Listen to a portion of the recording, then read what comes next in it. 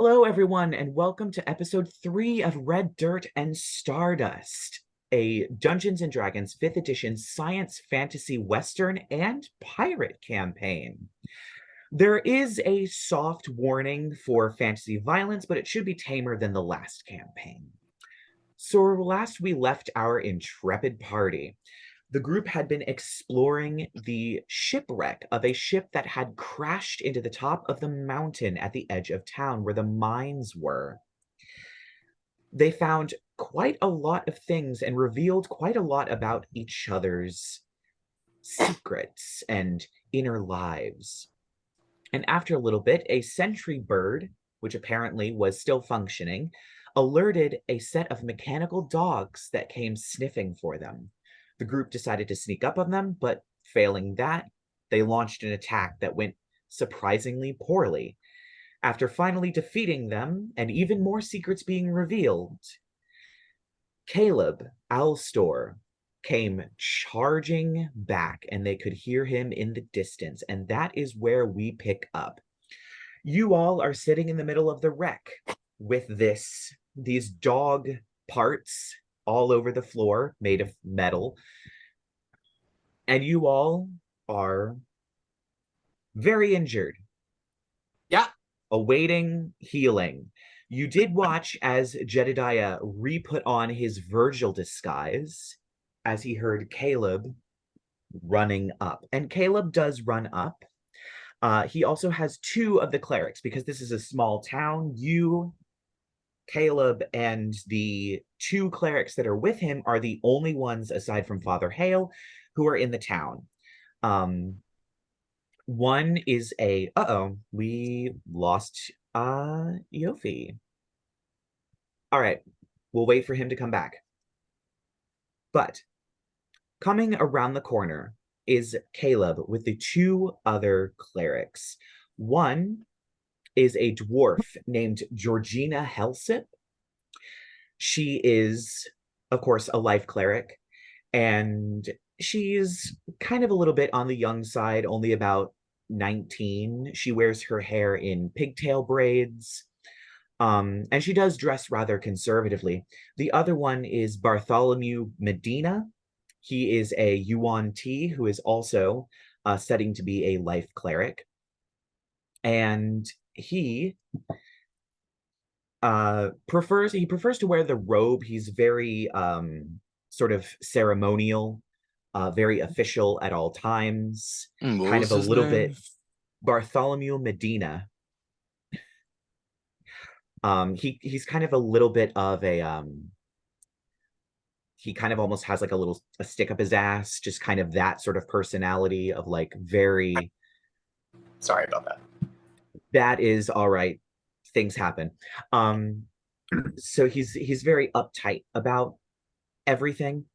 And the three of them come charging around the corner. And of course, they instantly clock you all. And they come over. Of course, Georgina instantly begins healing. Bartholomew kind of puts himself in the mood by kind of saying some prayers to O before he starts sort of healing. I don't know. Take your time, Bartholomew. Yeah. Let me can I retcon a quick costume change, armor doff, back to Lyla's pretty yellow dress? Oh yeah. Cool. Yeah, because that's what, like a bonus action to shift with the shift weave? Yeah, bonus action.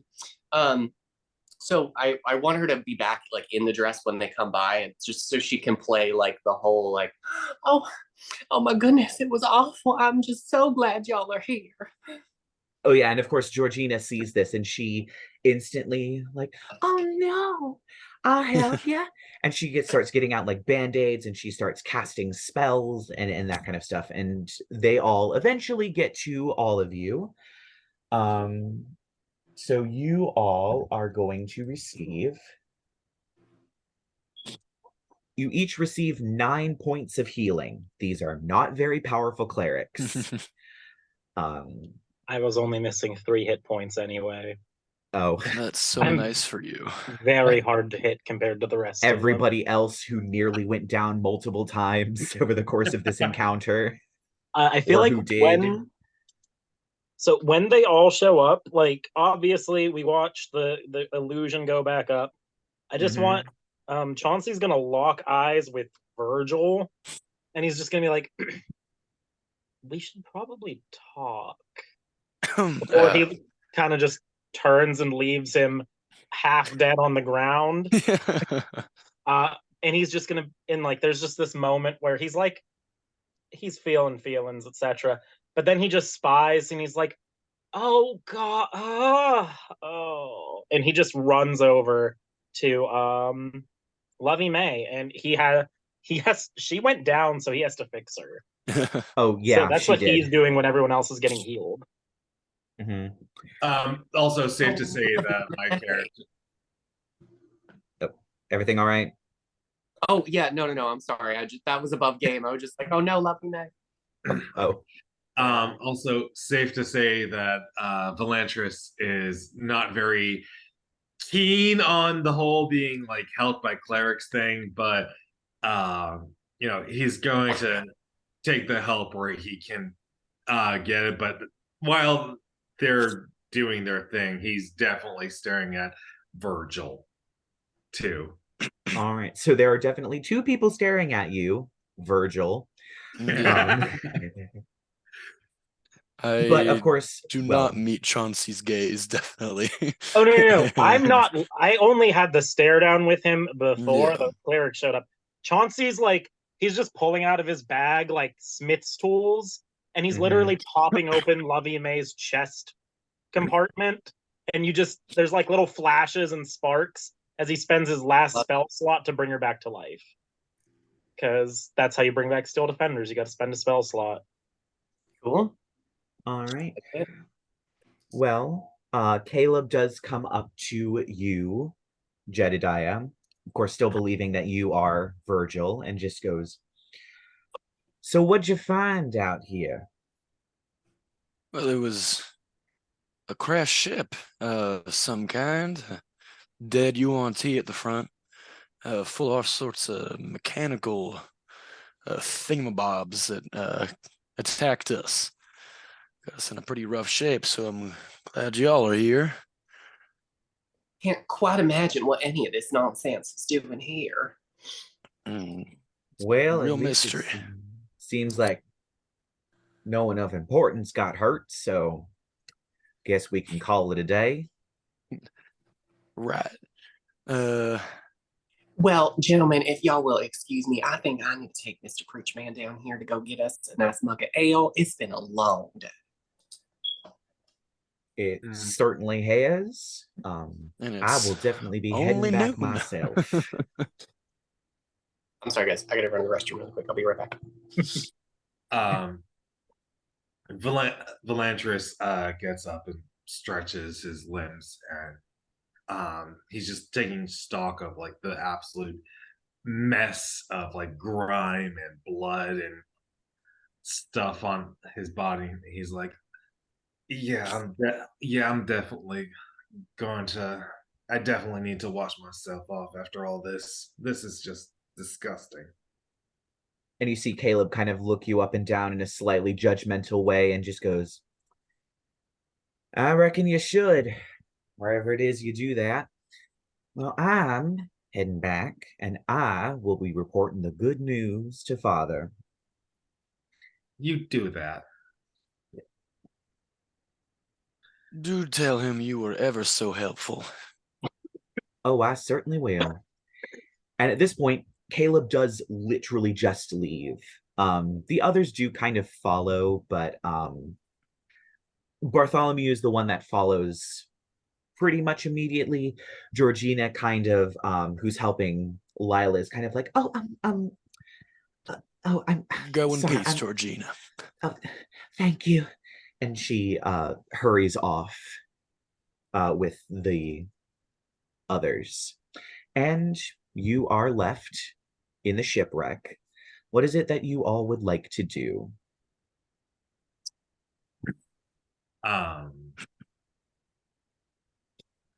I don't know. I feel like my character, given my character's history with the church, he would definitely be interested in uh, like, how do I say this?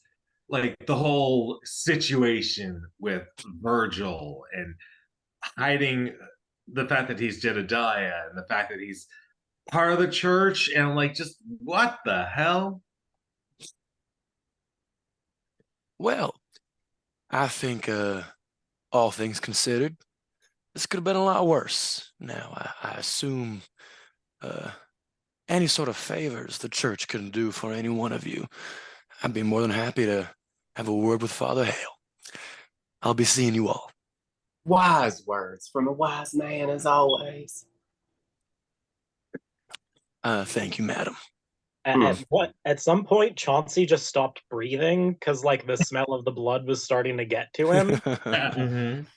So he's just been kind of just like fixing Lovey without breathing for the last minute or two. Forgot he was a Dhampir. Dhampir don't have to breathe. Yeah, so that's why he stopped it. Right before I start walking away, I just kind of like give Velantrios, right? I'm doing my best to remember him. Velantrios, a little up and down, snap my fingers, and I prestidigitation all of the dirt and grime off of your clothes.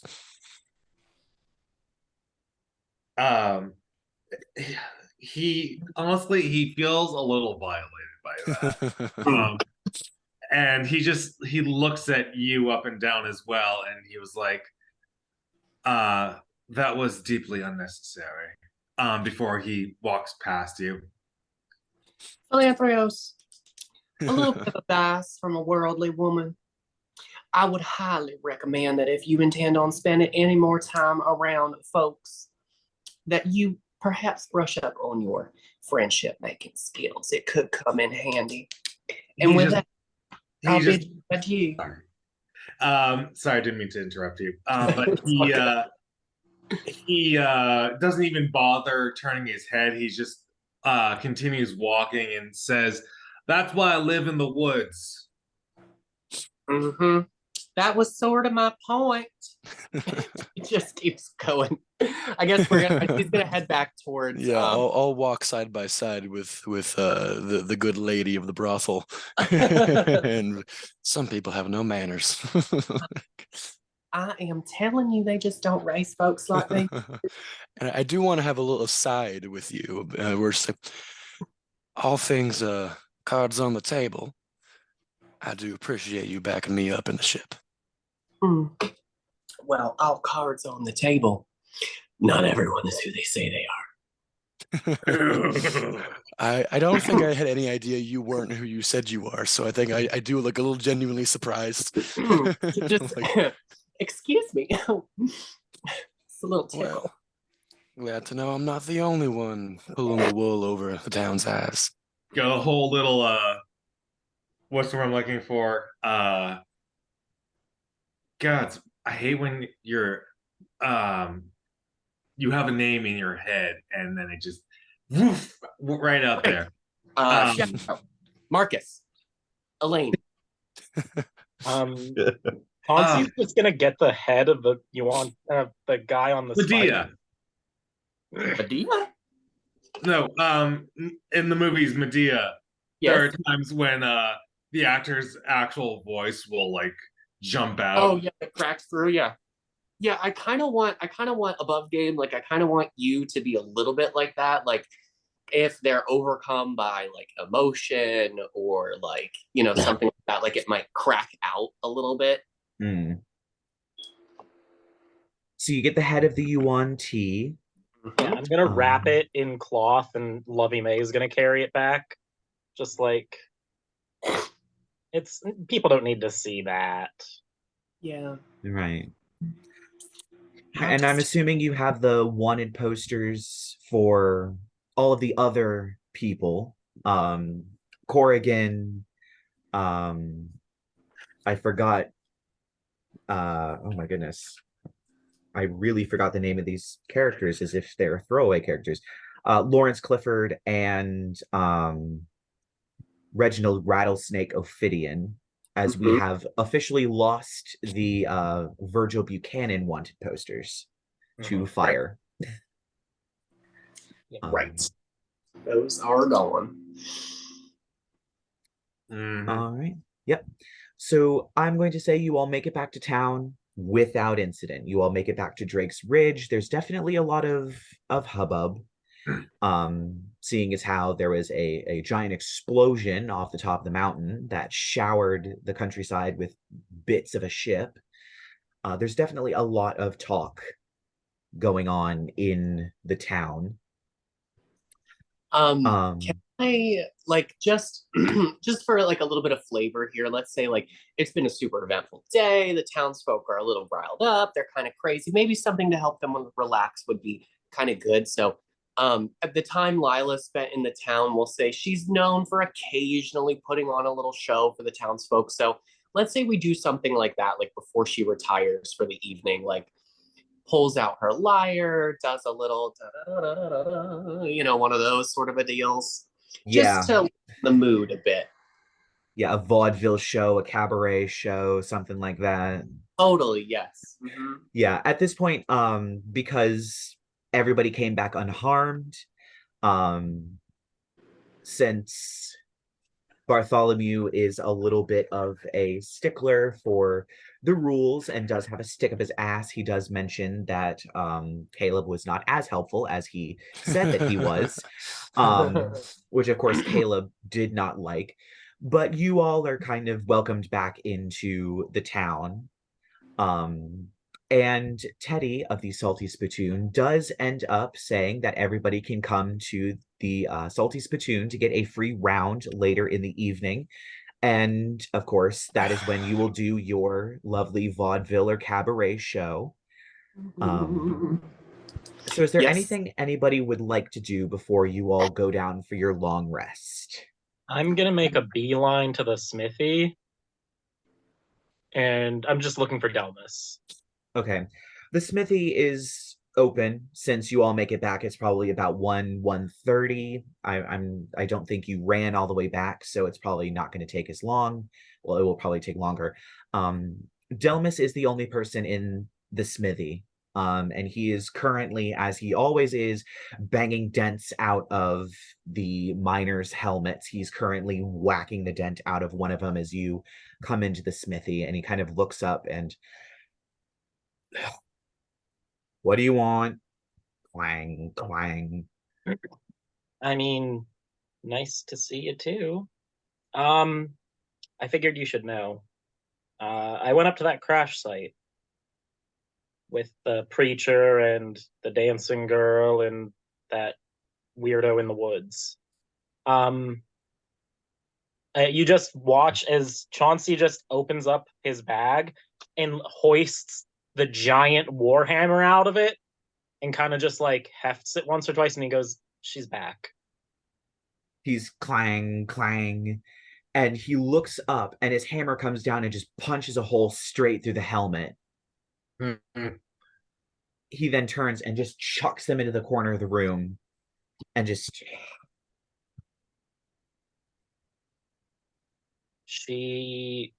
And then after that, he's going to pull out of his bag her wanted posters, and he's just going to be like, "Looks like she didn't slow down.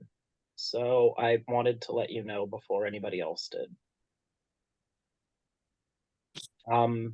Here. Do we know where the others went after the workshop burnt down? No, Delm. We left, and we went no contact with everybody for this very reason. Right. I just didn't know it'd be no contact between us, too.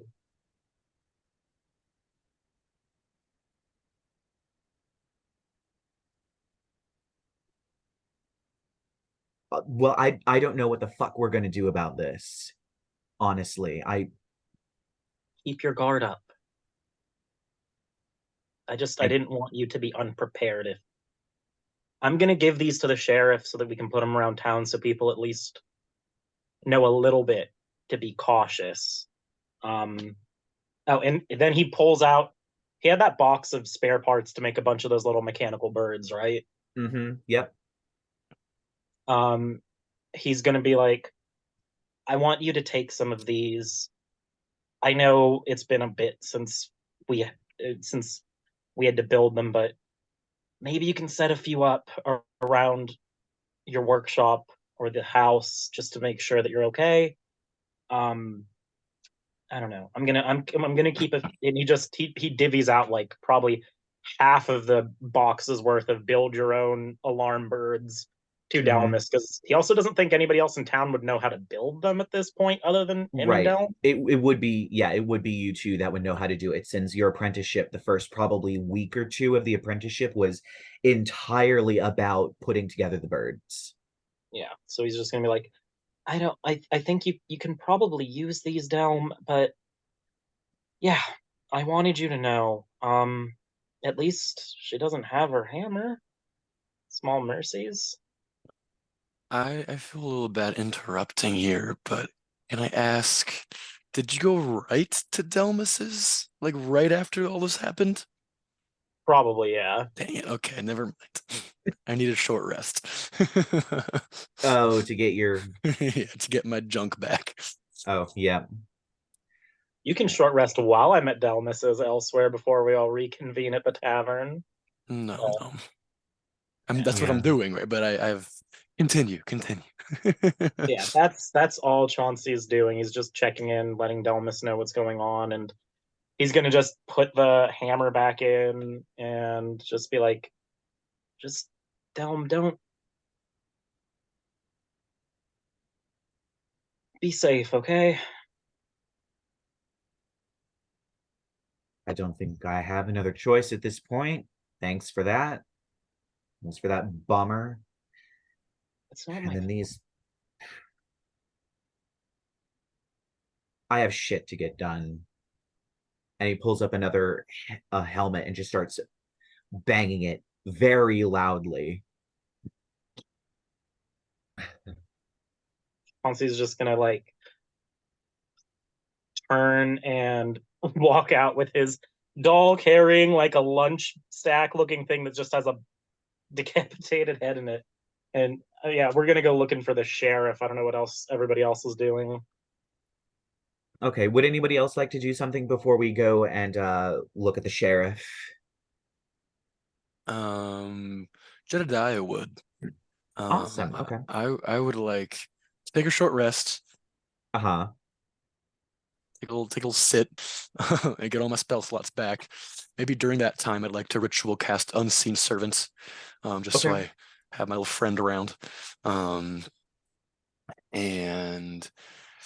I want to spy on somebody. I wanna see what somebody's up to.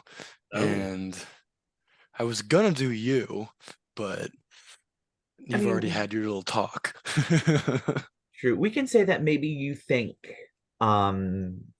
Chauncey was going back to the general store, and maybe you go to the general store and kind of do your detect thoughts there and kind of pick up on some stuff, if you would like to do that.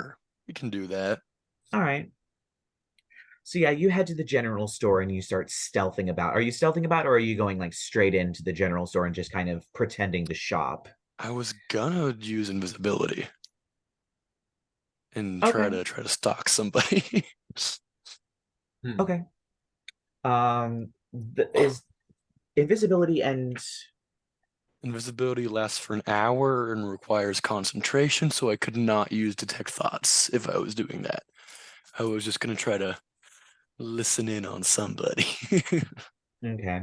Well, it looks like the only two people that are here are Dez, the Silver Dragonborn, who is currently restocking her various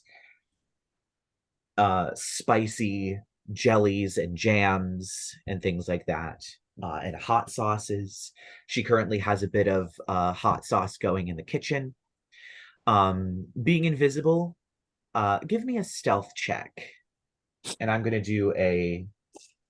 I have advantage on that from invisibility, right? Yes, you do. Are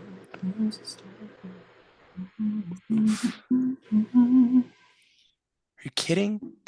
It's an 8. Well, you rolled better than the person who you find in the stables.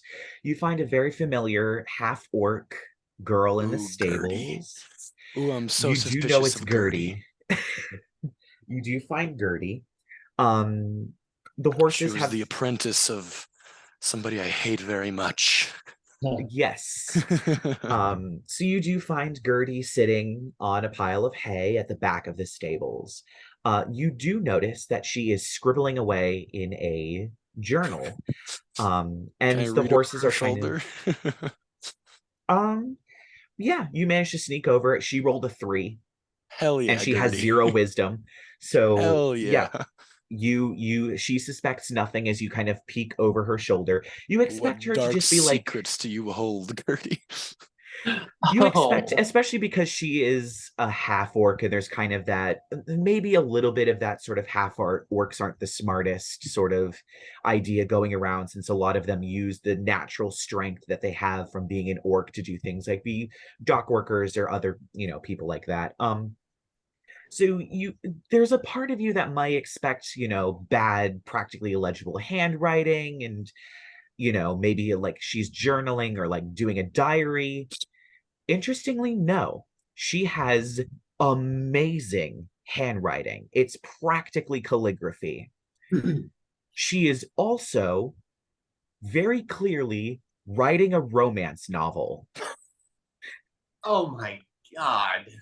She is writing a romance novel. And from the Poor little excerpt girl. that you read, it's not that bad. Like you'd expect it to be terrible because it's a trashy Ooh. romance novel, but it's not that bad. Um, Okay. It Does she have doesn't like a have living Fabio on the cover. quarters in here? She does. She actually lives in the room across the hall from Chauncey, which I'm sure you would know from you snooping around. Wonderful. Could I send my unseen servant to like go make noise, like knock on a door or something, and like continuously just like keep like ding dong ditching her or something? Huh. Like, Sure. Uh, hmm. Roll me a persuasion check. okay. Because I don't think it's performance as much as it is It's a dirty persuasion. 20. Oh, okay. So yeah, her quarters are kind of like there's the wall to her quarters that's the outside, and then a floor down, there's the roof of the stables. So it's pretty much right above it. Your servant knocks something over in the room. There is a loud and suspicious thud, and she kind of gets up, kind of I'm trying looks to get into around. her room. Oh, you're trying to get I into want her to get room? into her room, yeah. So he'd be like somewhere else. Oh, not in her room. Okay. Yeah. Okay. I want her to leave so I can poke around. Oh, okay. Um, so let's say the door to the stable slides open. She doesn't, nope, she doesn't notice this at all. She is engrossed I'm in just there writing like, her romance are novel. you kidding? Okay, The door to I'm the just gonna go in stables her room. opens. The the servant unlatches one of the horse doors, unties the horse, maybe slaps it on the butt, and the horse runs out into the small like paddock that's outside. And she kind of gets up.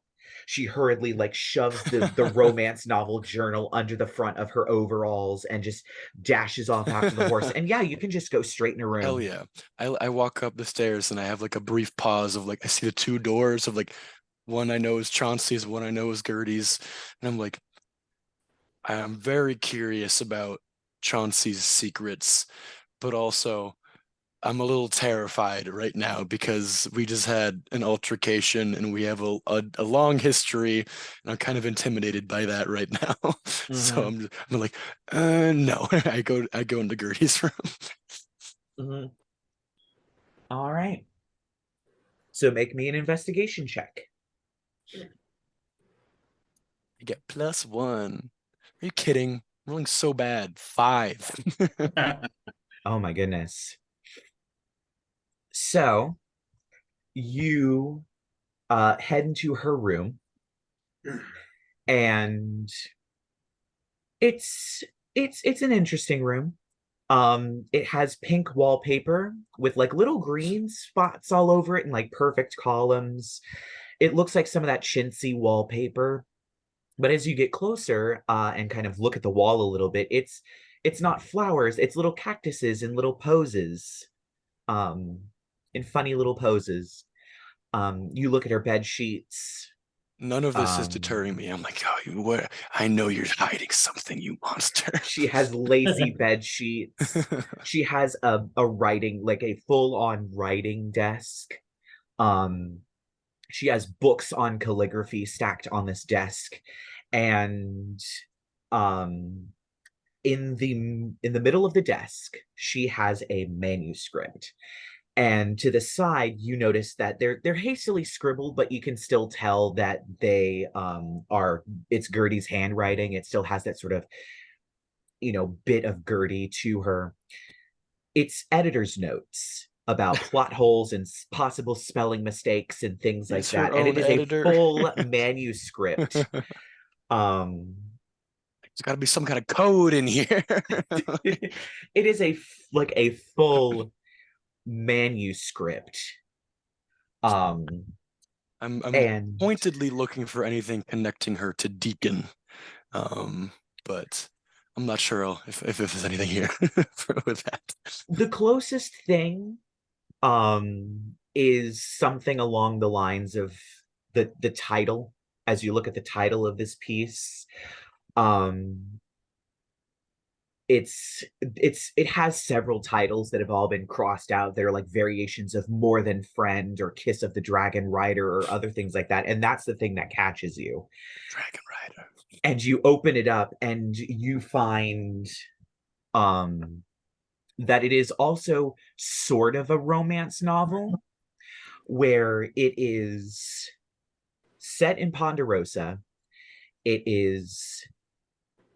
There is a main female character, but you're surprised to see that there's a little bit of a subversion of the love triangle thing, where instead of two boys constantly like vying for her affection, it seems like both of the boys are also interested in each other. Oh. And it's kind of a very strange sort of love triangle where she's like, she doesn't want to get in between them, but also she kind of likes them both, and like, that sort of thing. And enough with the threesomes. Talk about the Drake Rider. Where's the Drake Rider? yeah, it's definitely that kind of energy of like, this is very, it's not, once again, it's not badly written. It's not the best novel you've ever read, but it certainly has the hallmark of somebody who knows what they're doing. She very clearly is a romance novelist at heart. Also, you find a fuck ton of horse statues all over her room. She even has a piggy bank that is just a fat horse. That she keeps like little copper coins in. But other than that, you don't find anything. One day, Gertie. One day I will be your undoing. It would be funny if one of the love interests was a centaur. Oh goodness. That's her next novel. Right. The sequel. Yeah. All right. You just haven't found that Jedidiah manuscript admits yet. defeat. We'll leave the general store. Yeah, I'm gonna say, with that 5, you were so convinced there was a code in that book. You read through. I didn't even look at anything else. You read through several chapters and several sex scenes, both heterosexual, bisexual, and homosexual, trying to find anything, and you realize you have like 5 minutes left on your invisibility, and you just slam the manuscript down and charge out the front door. I need to go to my room for a second. Yeah. Speaking of, Hey, where is your room located? I would think I have like a dormitory situation in the church. Is that Yeah, accurate? there is a oh, what's the term for it? The house that's kind of nearby or attached. Is it like a parish? Convent? No, it's a specific term for like the house the priest lives in. That's not like a it's like it's more of an American thing. It sounds Yeah. like parish. I know what you mean. I know there's a word. There is a word for it, and I do not remember it. But it's one Anywho. of I'm in those, that. and basically, yeah, the entire family lives there. Um, so yeah, you, Caleb, Birdie, Father Hale, all live in this house and basically function as a family. Georgina and Bartholomew, because they're only in training, go back to their families. Um, uh-huh. So, sorry. On the topic of like what our characters are doing before going to Mhm. the sheriff, uh, naturally, my character is very has a very invested interest in learning more about uh,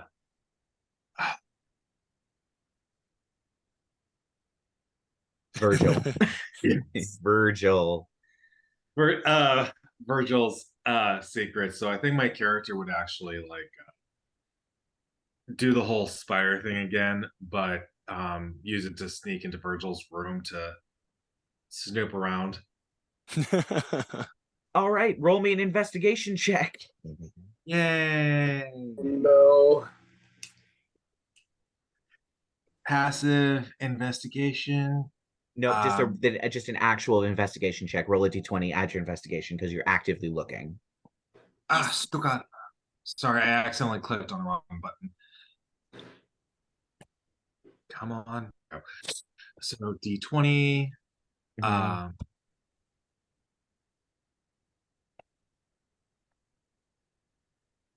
Um, let's see. So 7, and then do I add anything to that, or is it just that? The investigation that's under your skills. Yes, whatever that is. Sorry, guys. I'll get about halfway Estimate. down. About halfway Um, down. investigation, which is +2, so 9. All right. Jedidiah, with a 9, what do you think Velantrios finds in your room? I mean, I don't think I keep anything of value in there. It's a public space, isn't it? I'm not even the only person that lives in it. I would say the house is probably big enough that you do have your own room, Oh, but okay. Father Hale probably, just Retains access. retains access, yeah, because you all are living under his roof, and he seems like one of those people that it's like, oh, you live under my roof, I can have access to your room. So, yeah, you might not keep anything of value that might tip off who you are around, in which case you just find a kind of bare bones room that has enough to get by and maybe a few tchotchkes here and there, but not anything that conveys immense secrecy, and especially with a 9. Yeah. Um, but Velantris looking at all this whole thing. I'm assuming a very like neat and tidy church boy's bedroom is like God, even his bedroom. Uh I no. guess maybe the only thing could be like ritual components. Like I do a lot of ritual casting. So maybe More like tucked in under my bed or something is like what's one of the components for unseen servant? Let me look. It's like a stick with like string on it or Yeah, a bit something. of string and wood, which I guess isn't the most conspicuous thing, but maybe you're a spellcaster too, so maybe you could yeah. look at that and think, is this like some sort of components which normally a cleric probably wouldn't have? Yeah, it would definitely be interesting. And of course, Velantrios would look under the bed. That's like the number one place anyone would look. Yeah. Yeah, I But think it this is would probably like taped onto the bed. I also have comprehend languages, so that has like a bit of soot and salt is what is the components Just like for a that. sachet of soot and salt Yeah, that's like and clerics aren't really ritual casters. so you yeah. see these very obviously ritual components hidden under the bed. Things are getting spicy. Um There we damn, if only I had detect magic. Whatever. Um so would I have enough time to leave before you came back? I'm Or going to I was say gone for like almost a full hour. probably yeah. okay. Um see. But ah would I wouldn't be able to carry anything as like my Not as a animal. spider. Okay. Um so I'm just gonna say that like your ritual stuff was taped under your bed, right? Sure. Or Yeah. tied or whatever you want to call it. Yeah. So my character would have left like a spider silk to like get up there before crawling out. All Okay. right. I come So back and then I'm like, ew. ew. Just touch it. Ew, webs. It's a lot of webs, like not something a typical spider would leave. No typical spider would leave that amount of webs all over everything. Ew. So we'll head back over to Chauncey. You head over to the sheriff's office where Sheriff Bixby, his little gnome self, is sitting at the desk in front of the cells in a very sort of Western style. Oh, oh, are you go. just Sorry, trying to fix your camera? trying to get my camera to stop doing what it's doing. Okay, technical difficulties. Woo! Sorry. So yeah, we are in the sheriff's office. Sheriff Bixby is it's definitely like the old Western setup where there's the cells behind the sheriff's desk, and that's kind of everything that's in the building. Maybe there's a toilet for the sheriff, there's toilets for the prisoners. There's no one currently locked up at the moment. And he's kind of sitting there with his hat low over his eyes. And as you enter through the door, he kind of, woo. Well, howdy there. How can I help you? Oh, hi, Sheriff. Chauncey's just rifling through his bag again before he pulls out just the stack of wanted posters. He's gonna be like, I don't know if you heard, but I was in the group that went to look at the crash site. We were checking for anyone who could have been injured, but it was a little interesting. And he's gonna just flop the stack down of the wanted posters of the two missing criminals, one corpse. Yeah, and he kind of takes a look at them and I see this one. I thought, well, I guess if they got him and he escaped, then that makes sense. Which one's Um, that? Bandana, red bandana. Okay. I really should memorize that. Lawrence Clifford, the red bandana. You would have probably known he's pretty famous. He's been operating for the last 5 or so years. Um, he used to only operate under the red bandana until somebody pulled the bandana off in a bank heist, and that's when they knew who he was. He escaped for another year or two before he finally got arrested. But of course, you found the wanted poster and did not find a corpse, which means that he most likely escaped.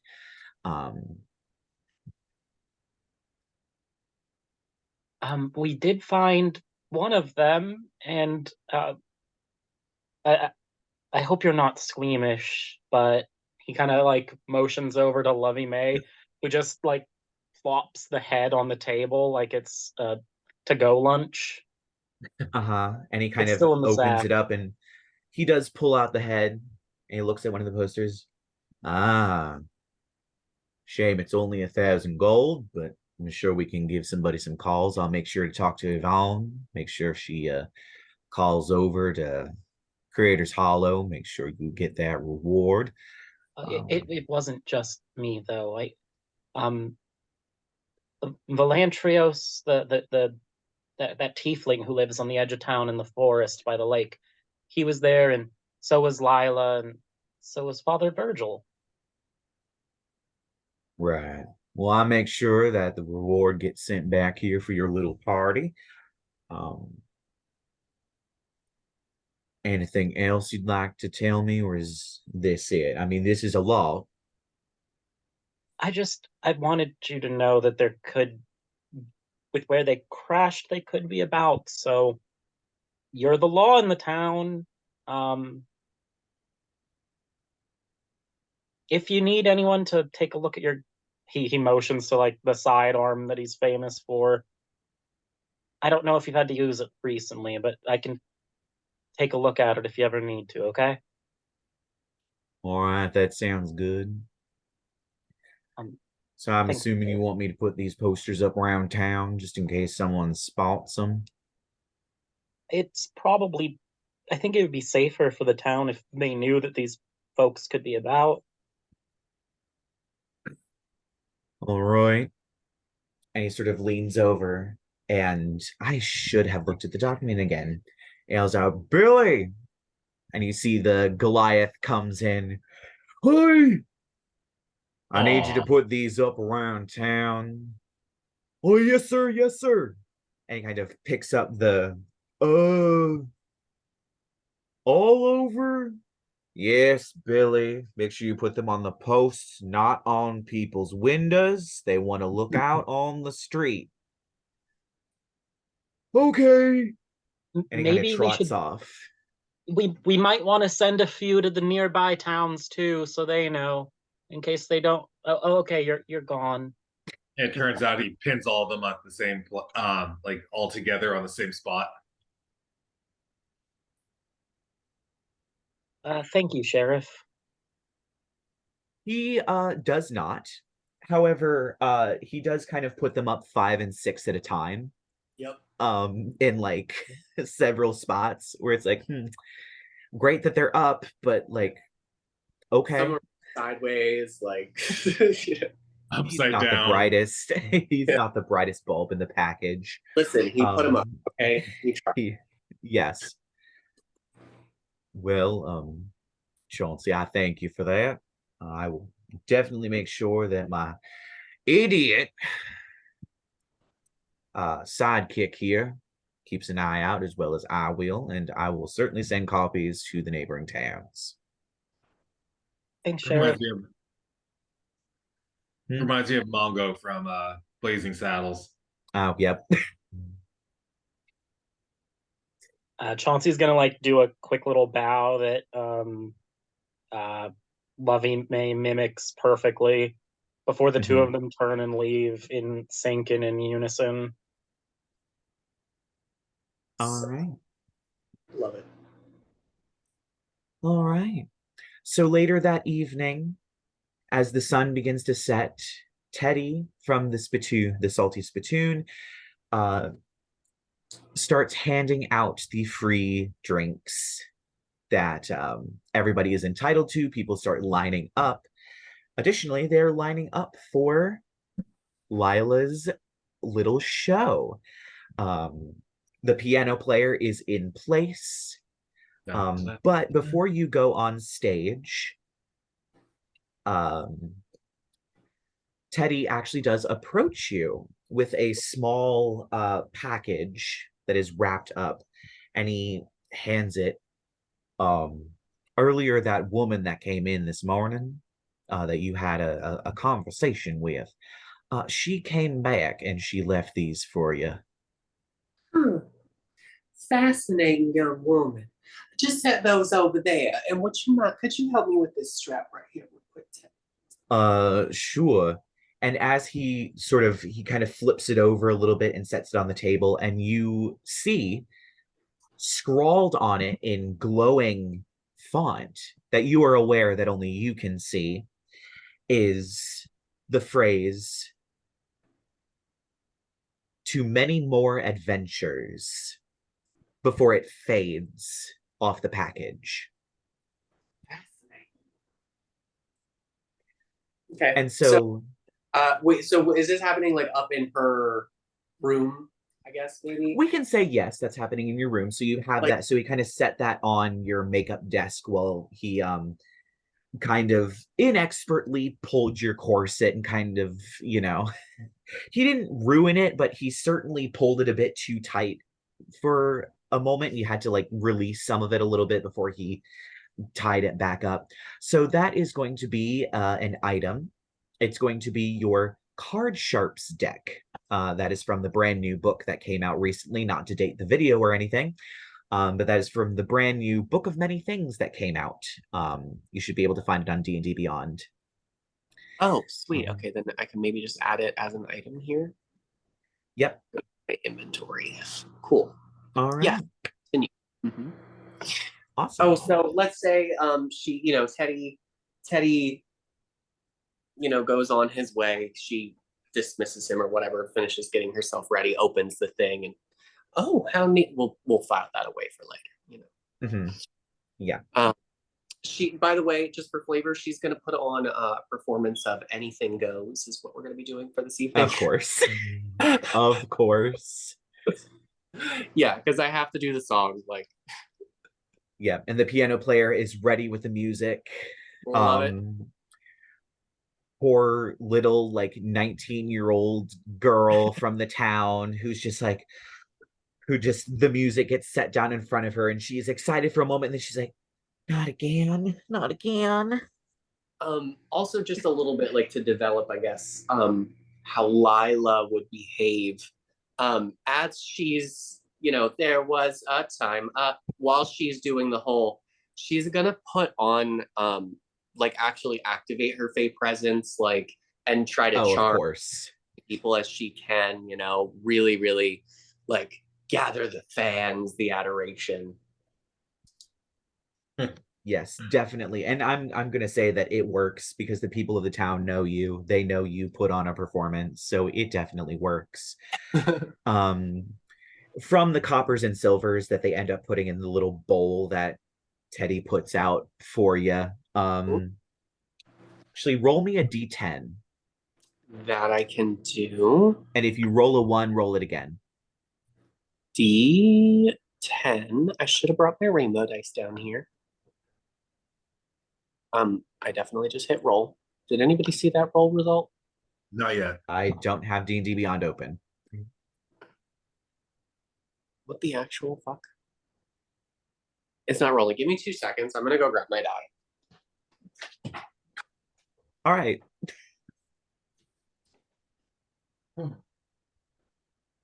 So, yes, while that is happening, you all are going to bed down for a long rest before Lyla gets back. So make sure you reset. You're going to get back all your stuff, all your whatevers. Nope, that's an 8. 10. Mm-hmm. That's a 5. So you managed to scrape together from the townsfolk 5 gold. This is, of course, in coppers and silvers. Tasty. I will take it. You can add 5 gold to your purse. Lovely. Which, of course, I'm sure Teddy will be very happy to exchange for just 5 gold pieces, so you don't have to carry around a pound of change. Since this was mostly given to you in coppers, it's like getting 20 bucks in pennies, which is not fun. Yeah. All right. No. She's got plenty of costumes and things that she needs to carry around, so we don't need any extra weight in the purse. Yeah. So you all bed down for a long rest. Velantrios, the moon sickle, and the I believe I gave you the rust bag of tricks that you forgot in the morning, we're saying, have been reunited with you, so you now have access to those items. As you all go through a long rest, most of you have a nice, lovely long rest. Jedidiah, in the night, you are given a visitation. A roar of hot wind, and you stand in a familiar chamber. 5 standing stones stand around a raised plinth in a dark cave lit with red flames. Chained to the plinth is a larger than average man. Gray skin, black eyes, black hair, black feathery wings that look like they're molting heavily. Heavy, heavy chains wrap around him. It is hot in here. You are sweating, and this man is also sweating. This is a very familiar figure to you. You've seen him and heard his voice many times since you took the ring from your father's closet. It is Mazarendael, your patron. He looks you in the eyes, his hair wild and hanging in his face. I feel her presence. I feel her coming. Aradiel is coming for us. You're muted. Have I heard of a Radiel before? I'm going to say yes. You have heard of Aradiel before.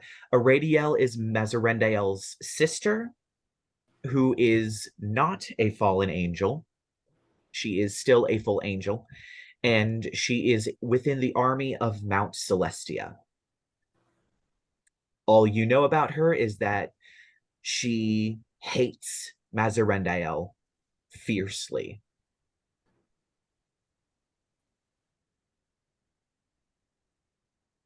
You cut out. I didn't hear anything. Just said. Uh-oh. She hates what? Oh. She hates Mazarendael fiercely. That's all you know about her. Cool. She's high ranking in the army of heaven, and she hates Mazarendael. Your sister's coming to Drake's Ridge. Yes, the next opportunity you have to leave. You only need to leave for a short amount of time. She will search quickly and move on, but she is coming. There was some sort of accident today. I could say I'm going to look into it. Could chase down the criminals that fled. Yes, that could work. But of course you need protection. Anyone who is willing to go with you should. Anyone who trusts you. All right. I can think of a few. That's... Oh. Are you going to be safe? Can she reach you? I don't know. Perhaps not, but I can feel her. I can feel her moving. When she leaves heaven, I can feel her moving. Right. Okay, I will figure it out in the morning. I'll try to leave by sundown. Good. And at this point, the flames go out, and you wake up in the middle of the night. It's probably around 2 a.m, drenched in sweat, as you usually do when he gives you these types of visitations. Yeah. And the morning comes, as it always does. I think in that moment also, Jedidiah has like a mirror in his room, and he like looks at himself like in his regular form.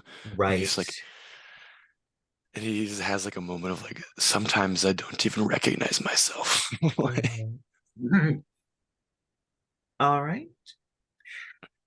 So you all wake up in the morning and begin to go about your morning routines. But one by one, you all receive a message. All of you do recognize this voice. It is Yvon, the mayor. And she says basically something along the lines of, please, at your soonest convenience, come to my tower. I have something I would like to discuss with you.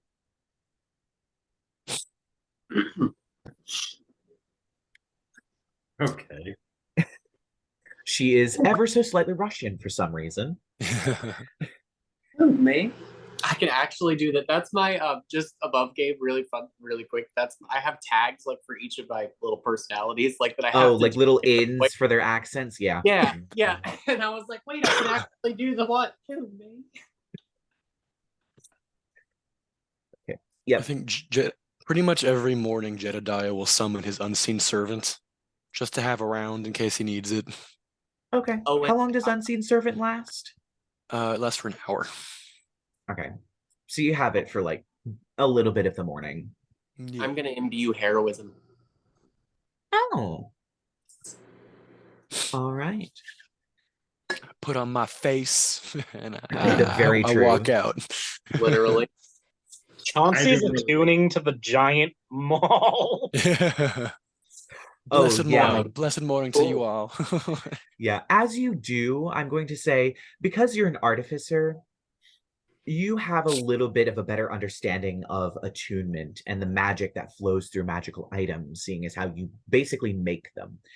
And in almost a sort of synesthesia kind of way, while this hammer is not itself sentient, there is a certain energy to the hammer when it attunes to you. It almost feels like a child who fell on the playground and desperately needs a hug. And that's kind of how it feels when you attune to it. Oh.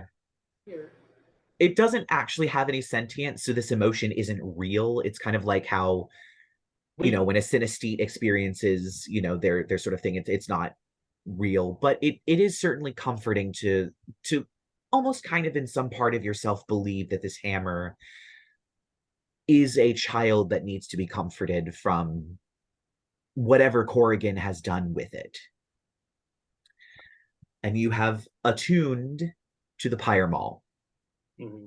Just in the bag for safekeeping. All right. Is this one of those situations in animes where the AI character grows sentience? We're not there yet. We're not there yet. We're doing sci-fi and pirates. We're not doing robots quite yet. Well, a few robots. There's a sprinkling of robots. A sprinkling of robots. Yeah. We'll call them, they're technically automata, but anyway. Automata, yeah.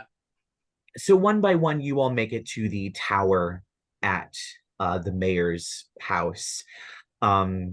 She conjured this tower some few years ago, and she has an observatory up top. And she allows you all to enter as you come. The door magically appears in the side of the tower that opens, allowing you to enter. It is a beautiful but ostentatious tower that seems a little bit bigger on the inside, and she invites you up to the top floor, where she has her star observatory. The vault of the ceiling appears like the night sky. Twinkling stars float in midair. A beautiful golden telescope with various almost mechanical orreries and sextants and astrolabes and gyroscopes fill the room. And on this large table, she has set various little biscuits and tea. And she approaches you. Yvon is a barn owlin. You all would know that she is a divination wizard. She can predict the future in little small ways, typically, and helps around the town. But she invites you in. Please come, I have prepared breakfast for you. So, would you like to tell me everything that happened yesterday? I'm very interested in, of course, the safety of the town. So anything that you found that may be of use that I could use to maybe contact authorities, or other such things, would be helpful. Well, to be entirely honest, Madam Mayor, I'm not certain what we found.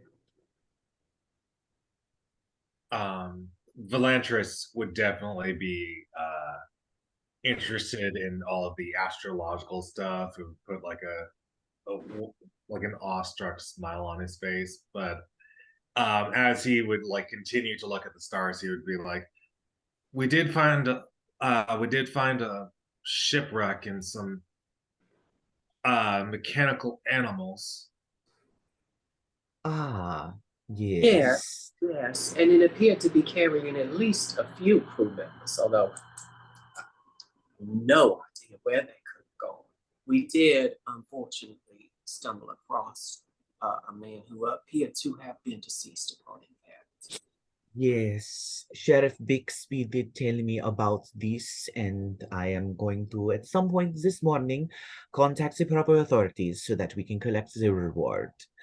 Of Right. course, you can divvy up the reward if you would like, or of course, you can donate it to the town. We do have financial Well, needs, but if I you know choose to you take it have for lots of yourself, projects. yes. Right, Madam Mayor, I'm rather glad you called us all together, actually, because, well, the issue isn't solved quite yet. A few criminals managed to escape, and it seems they're carrying some sort of automaton weapon with them. I'm sure Chauncey here could elaborate further. Do you have any idea where they have gone?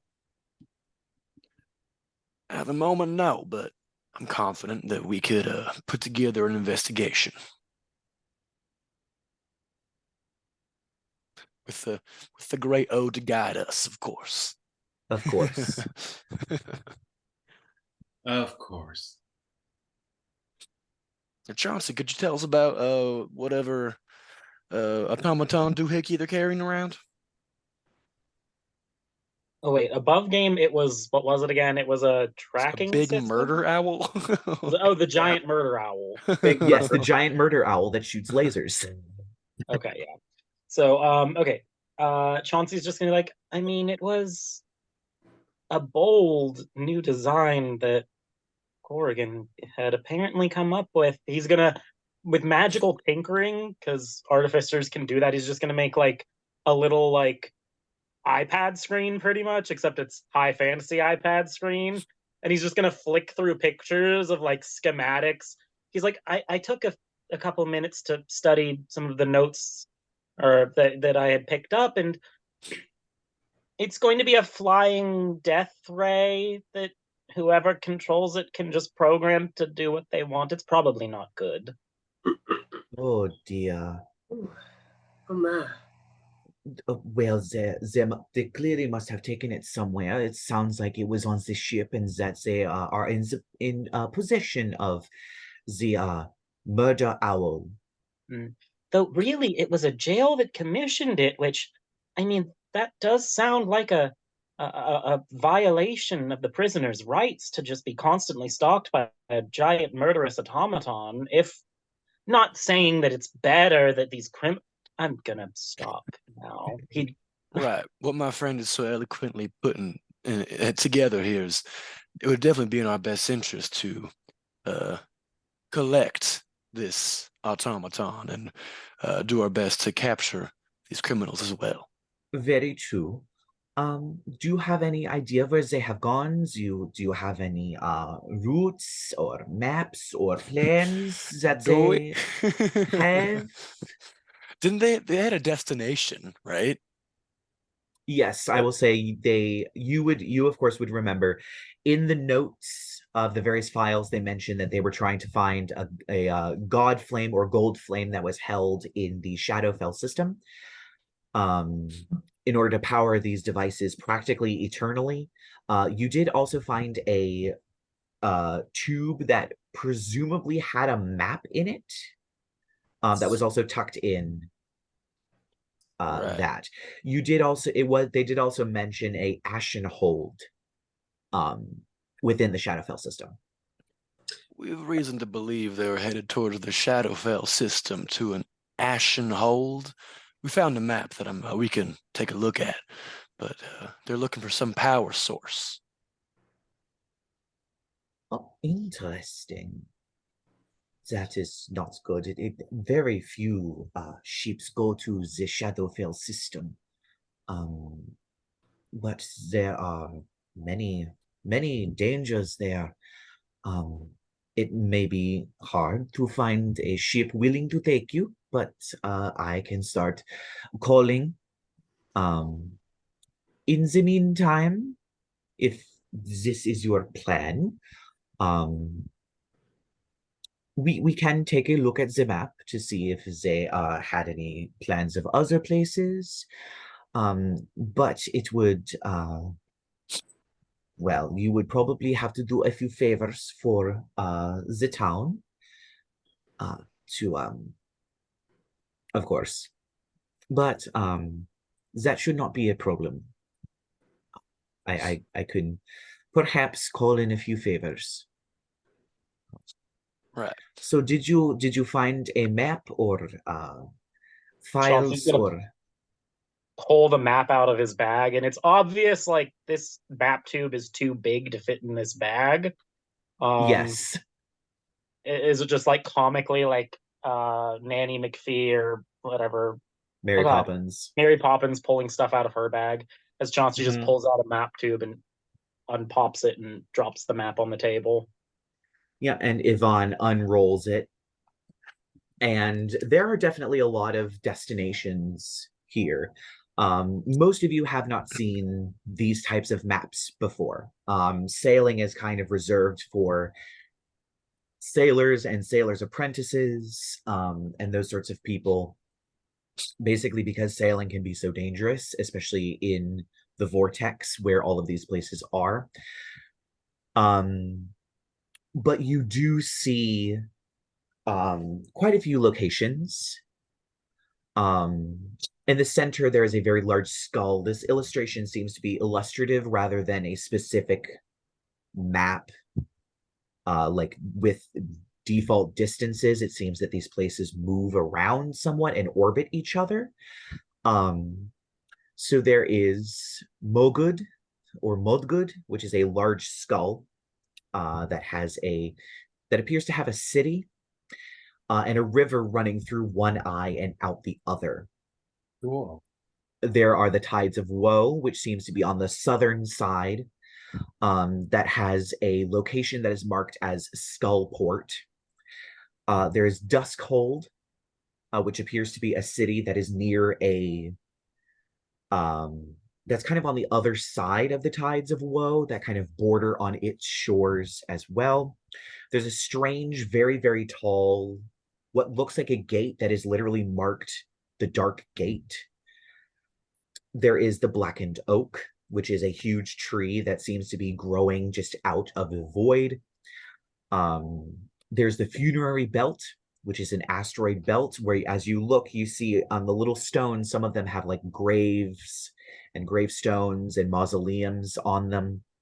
There is Ashenhold, which is a city that appears to have a few illustrated as having a few golden flames in it, but it is surrounded by clouds, as is the city of Bats, which is also a city that has glowing sort of blue lights, which is also surrounded by these sorts of clouds. There is the Dark Citadel, which seems to be a very large mausoleum on the opposite side of Moldgud. It seems to be set up to be a necropolis of sorts. There is the river Styx that flows through this place. It flows into the Tides of Woe and out through the eyes of Moldgud and off by the Dark Citadel, where there's an arrow pointing that says to the Hellfire Nebula. There are also a few sheets of what appear to be some sort of tracing paper with different routes marked that all go to Ashenhold. Some of them follow the River Styx, some of it try and go by Skullport and then go around other ways. Some go by the Dark Gate and the Blackened Oak, but there's about 5 of these routes. They're all relatively similar with a few deviations here and there, and it looks like some math written, a lot of very complicated calculations. It seems that they were still in the process of choosing which of these routes to go with, but that seems to be the what is in the map tube. And Yvonne, kind of as she's looking at this, very interesting. Well, I can certainly call in and see if I can get some favors, to see if I can get a ship for you to sail there, if that is what you want. It will be very expensive. So I will need you to take on some jobs, but I have connections and I'm calling in a few favors and getting favors from others, and we could work out getting a ship. Um, does that Excellent. sound all right? I, along with the rest of the church, are more than happy to perform any community service you might need. I am sure. Well, speaking of, it seems that the little accident that happened the other day, seemed to have woke up a few things in the minds.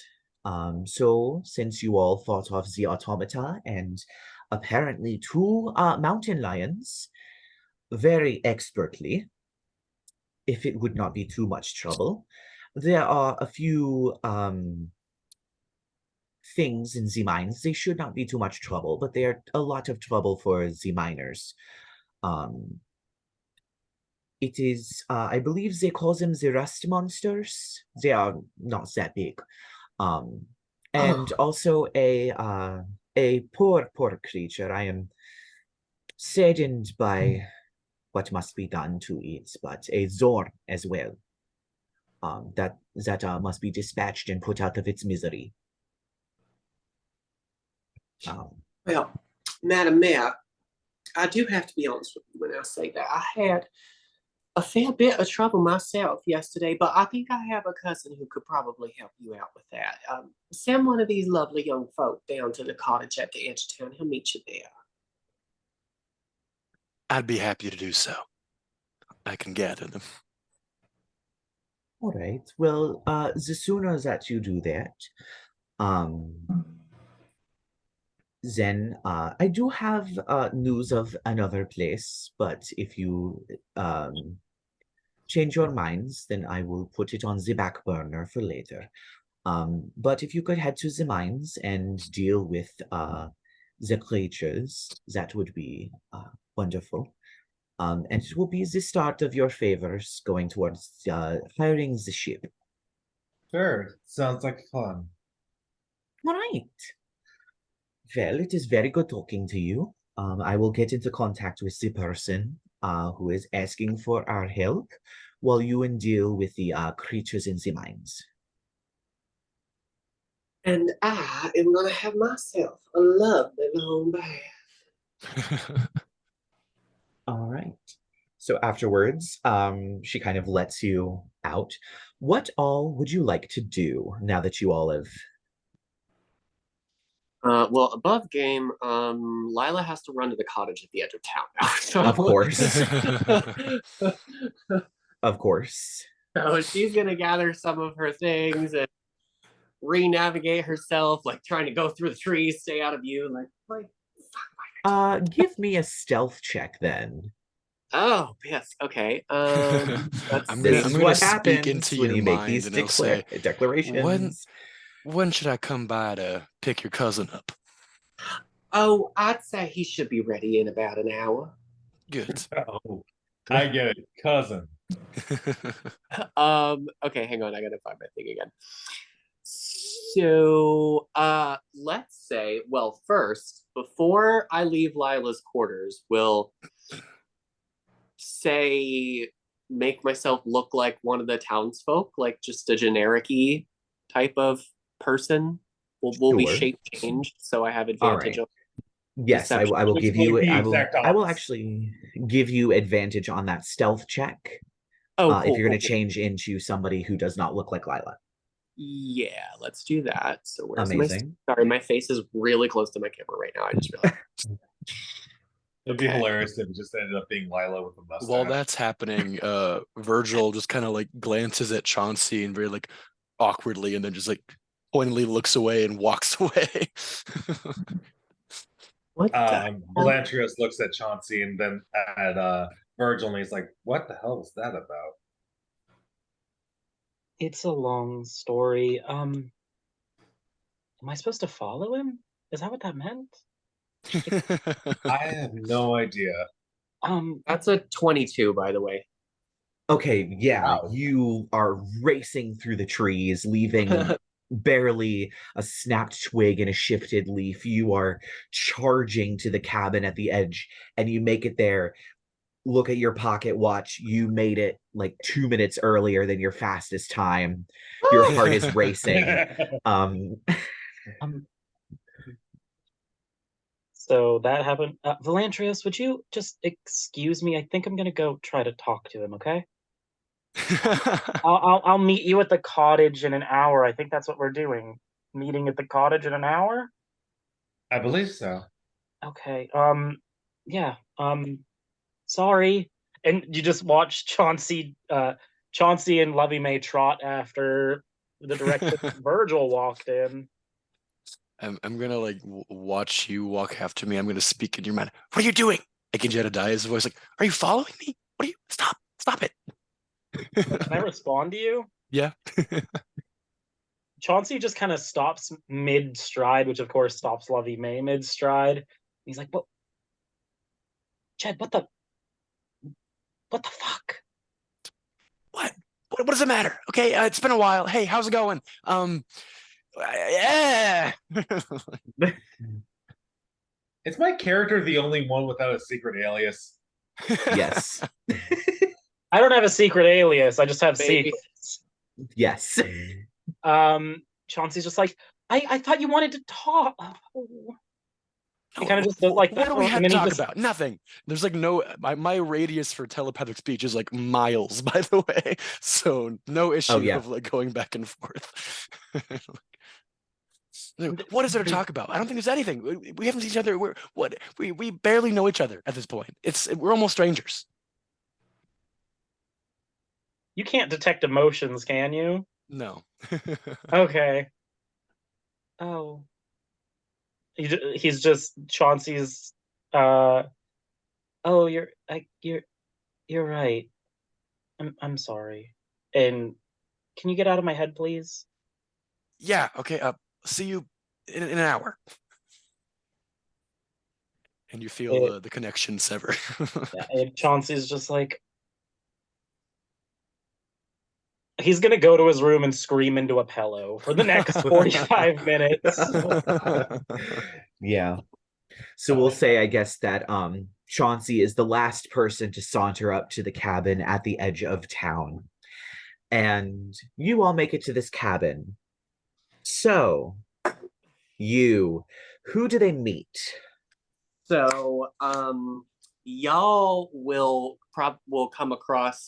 He's probably, let's say, pretending to work outside in the garden, or maybe we're chopping some firewood. That's what we're doing. He's chopping some firewood. You come across a sun-darkened wood elf with like short cropped auburn hair. He's kind of short, 5 foot something. And like unusually muscly for a short wood elf. Clearly he works around the house a lot, maybe probably built it himself. I don't know, who knows. But yeah, that's what y'all see. Just a dude chopping some wood. Blanchard would definitely say to himself, huh, a short stack making a wood stack. Short stack making a wood stack. Oh, All right, yep. So you all approach the cabin as this man seems to be chopping wood. Could I assume you to be Madam Lyla's cousin? Well, yes, I am. Can I ask who's inquiring? Name's Virgil from the Church of O, and these are my companions, Velantrios and Chauncey. Your cousin asked us to ask you to help us deal with something up in the mines, some monsters. So say like at this, but he puts down the axe, like turns around, actually sees who he's looking at. Oh, right. I wasn't sure how long, if we were supposed to keep going with it, but Preacher Buchanan. I'm sorry, I didn't recognize you. I was just so busy. Some creatures in the mines. yes. Remember what Yvon told us about? I'm sorry, I'm not entirely sure what you're referring to. Although I'd be happy to assist if that's what y'all require. Ah, right. Never mind. Yes, please. We could use your help. And what would your name be? You can call me Marcus. My name Marcus Ack. Well, Marcus, I think we best be heading out. So pick up anything you might need.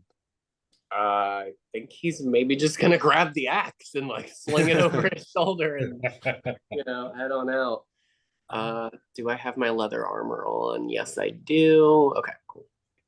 I'm sure you changed into it.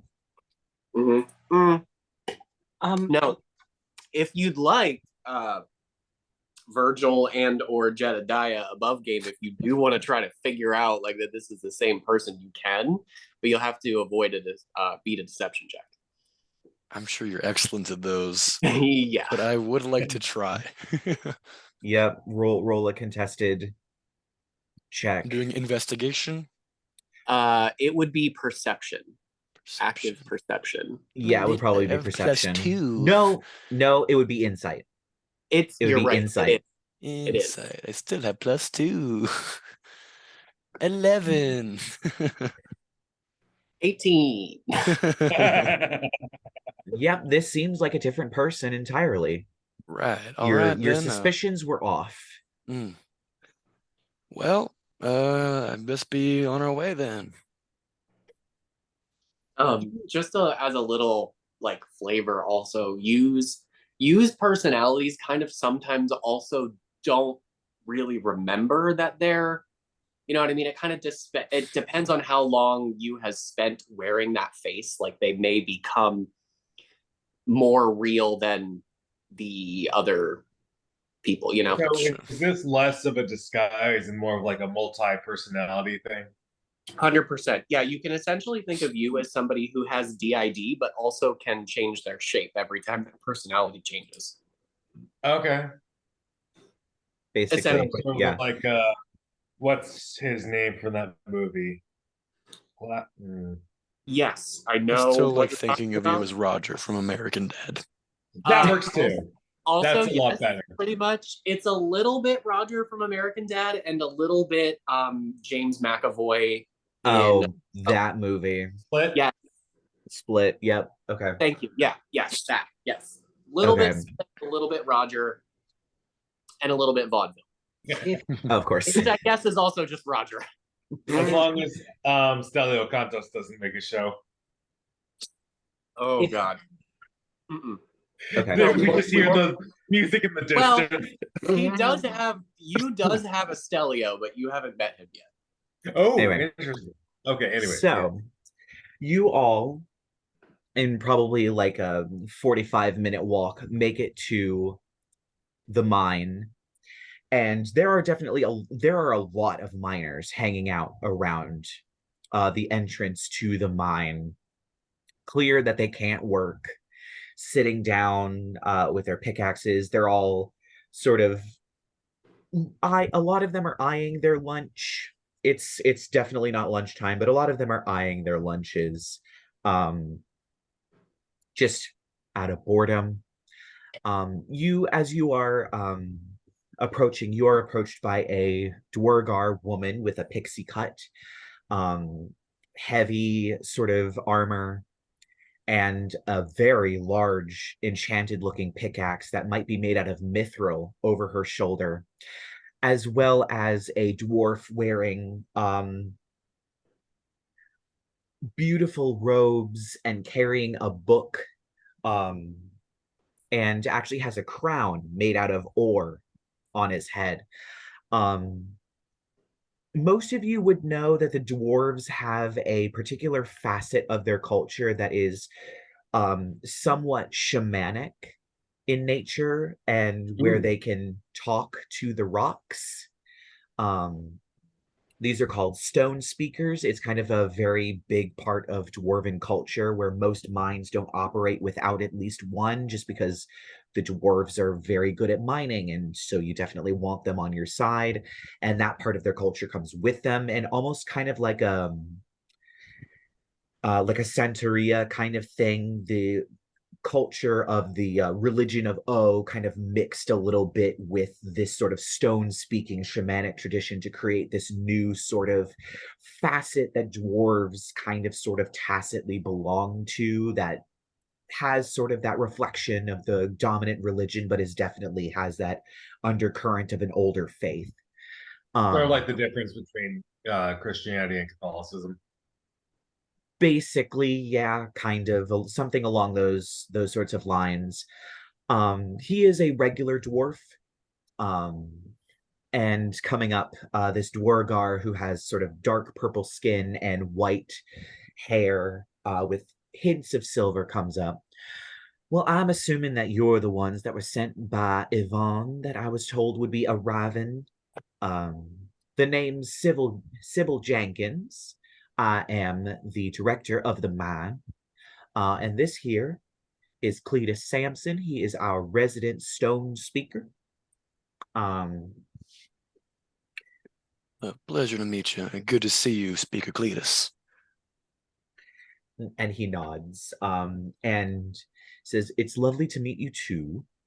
And as he does, he actually makes hand gestures in front of his body that you all would recognize. It is somewhat of a language that the dwarves speak. They have a sign language component to their language because of the mining and accidents that may render somebody deaf or unable to speak. They do that, and it seems that stone speakers tend to do both at the same time, whereas other dwarves or dwargar might not. It seems a habit of Cletus is that he always speaks both in dwarf sign and out loud, regardless of the situation. And it is actually Cletus that continues as he continues signing while he is speaking. "It seems that the ship has disturbed the earth and creatures have come up from it.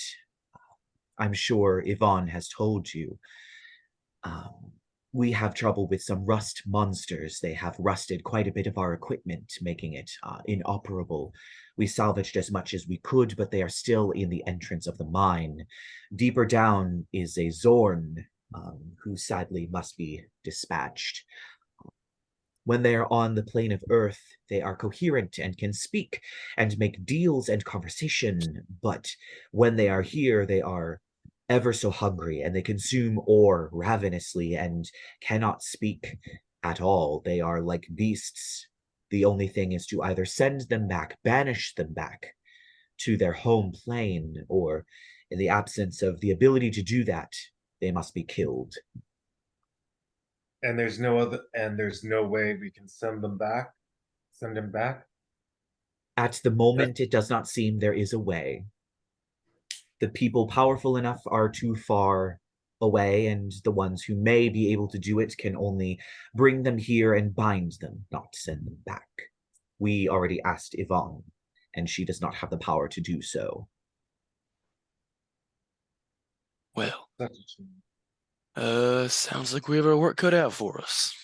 I will say that they do eat gemstones and ores and things of that nature. In lieu of direct payment, you may have anything that the Xorn has eaten. If you can get it out of the corpse, which should be easy. They tend to melt when they die on the material plane. Oh, lovely. Cletus, Velantrios looks towards Cletus and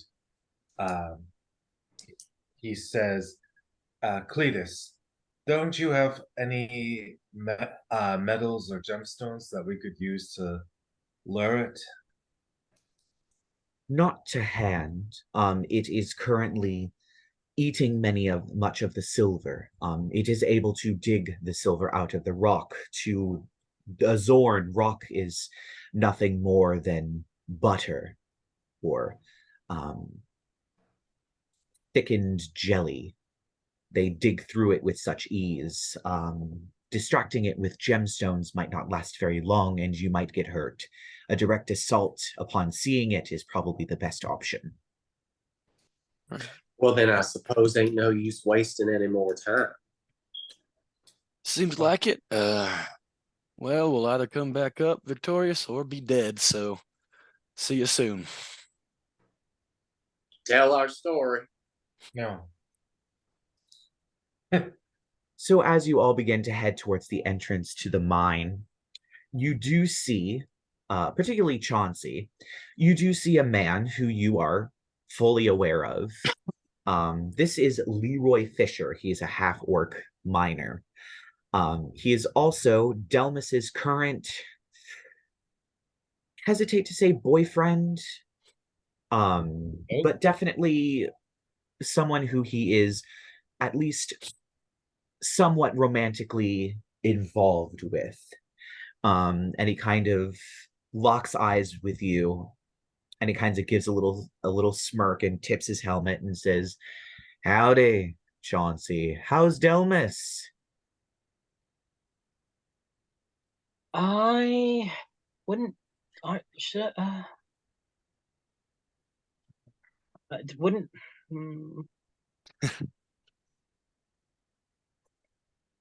Chauncey just like he's already sad and angry, and now he's flustered, and he's just gonna be like, "You should know better than me, right?"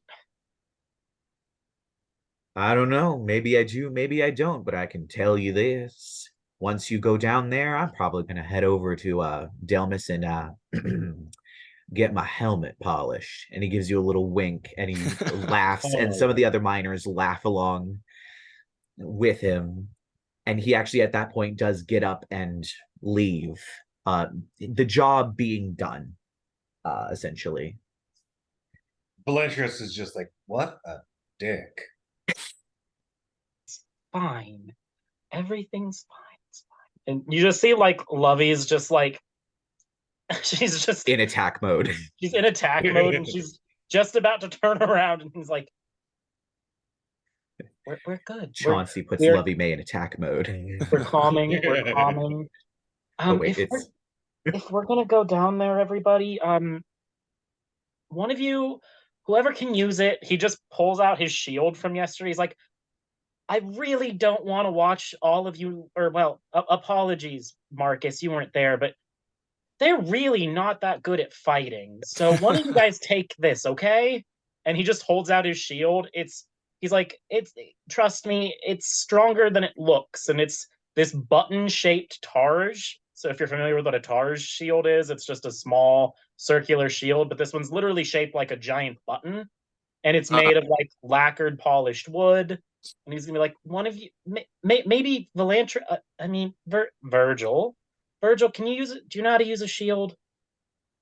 No, in my holy training, I have not come across that knowledge. Of course you didn't. How about Marcus? Can you? Actually, I don't know if Marcus can. Velantrios, do you know? Somebody just take this so I'm a little more assured that you won't just die. I don't think you have to have proficiency to hold a shield, right? You need proficiency with a shield not to suffer like negatives when you're using it.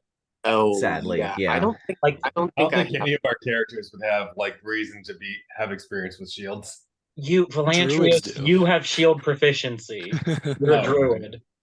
Okay, never mind. I will say you will, because you don't have the Warcaster feat, you will need to have a hand free in order to cast spells. So you would only be able to wield either, I believe, your quarterstaff and an empty hand, or the button shield and an empty hand in order to cast spells.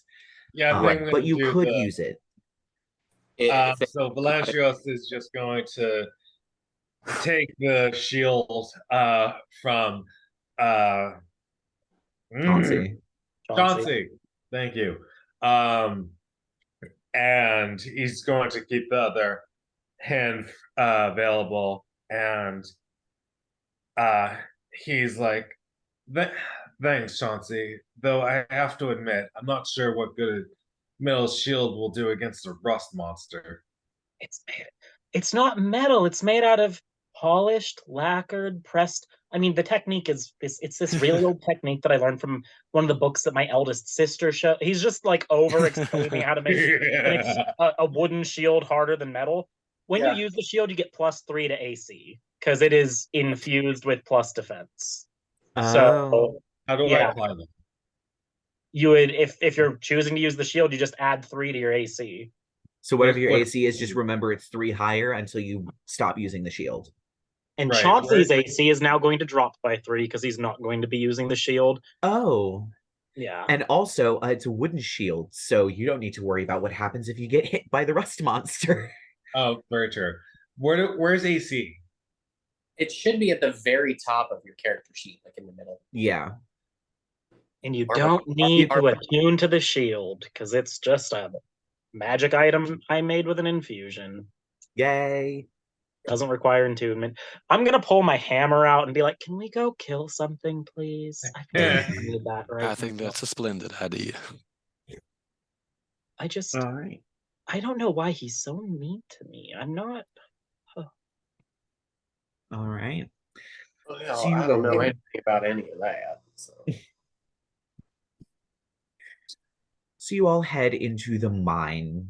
The entrance, of course, is quite large because it's where a lot of people have to come through. And there's definitely boxes that look like that they've been completely and utterly smashed.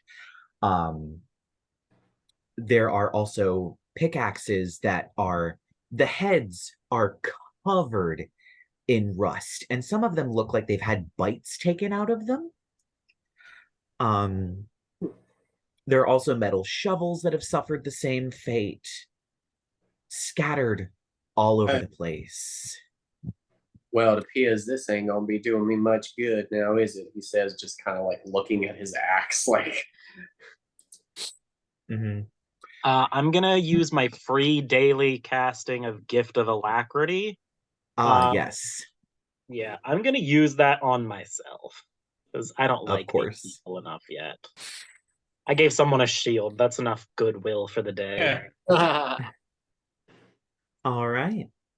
So as you head deeper into the mines and the corridors begin to narrow a little bit, and they also begin to branch off, you hear scuttling. But not so much scuttling as, I guess you could call it scuttling, but it's very heavy scuttling. Armor of Agathis. All right. You turn a corner to see a very large sort of chamber that is actually lit with what appears to be continual flame spells.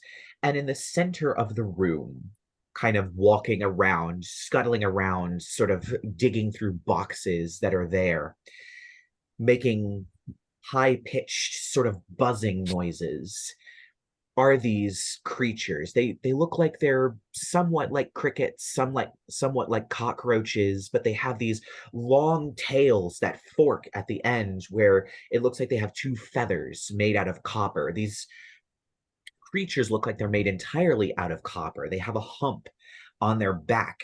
Their backs are covered with this chitinous plate. They have these horrible little mouths and glowing eyes that almost look like headlights as they scuttle around with these strange 2-toed feet. There's only 4 legs. And as they're scuttling around, these things are about the size of a small pony. They are shockingly big, and there are 5 of them. Is these the rust monsters? I think that's the likely guess. So, what, we just start chopping heads off? Or? Would I know Yeah, I anything think about so. rust monsters? I would say yes. Rust monsters are definitely something that you had to keep on guard about, basically apprenticing in a workshop with a ton of metal. Rust monsters, by their very presence, can rust non-magical metal, with the exception of adamantine, and mithril. All other metal that is not enchanted rusts in their presence at some point. They also eat rust. So most of your finished work and some of your unfinished work that was far enough on in its magical sort of crafting journey would be safe, but a lot of the raw materials needed to be protected from rust monsters, which means that you couldn't store it in like a metal shed. You had to put it in like heavy-duty stone boxes in order to protect it.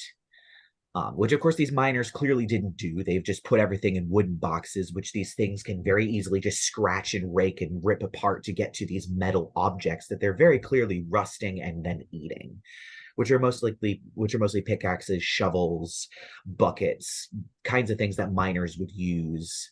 And it seems that that is what they are doing at the current moment. Yeah, they're rust monsters. They're nasty little pieces of work. We had to keep them. I mean, they weren't.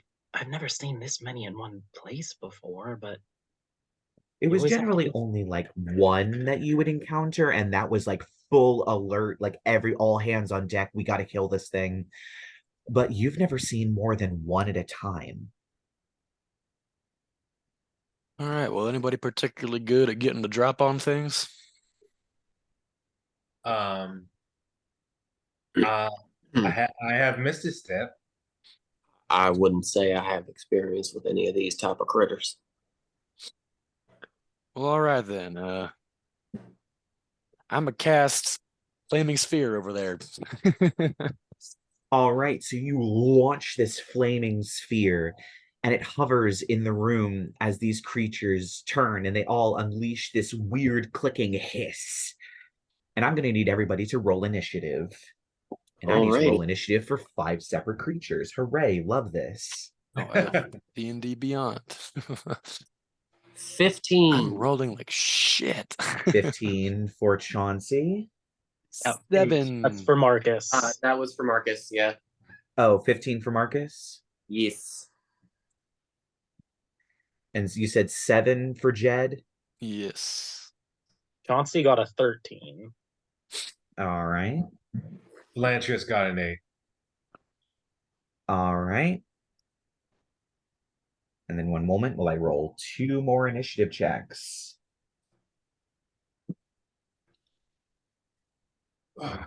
All right. So first up is going to be one of the rust monsters. So it has started its turn. How big? It's only like 5 feet, isn't it? The flaming sphere. 5 foot, but if they're in another 5 feet of it. 5 feet around it, so it's like a 15-foot area. Yeah, it's a 15-foot area, but it's 5 feet of the sphere Yeah, itself. 5 foot of sphere, yes. Okay.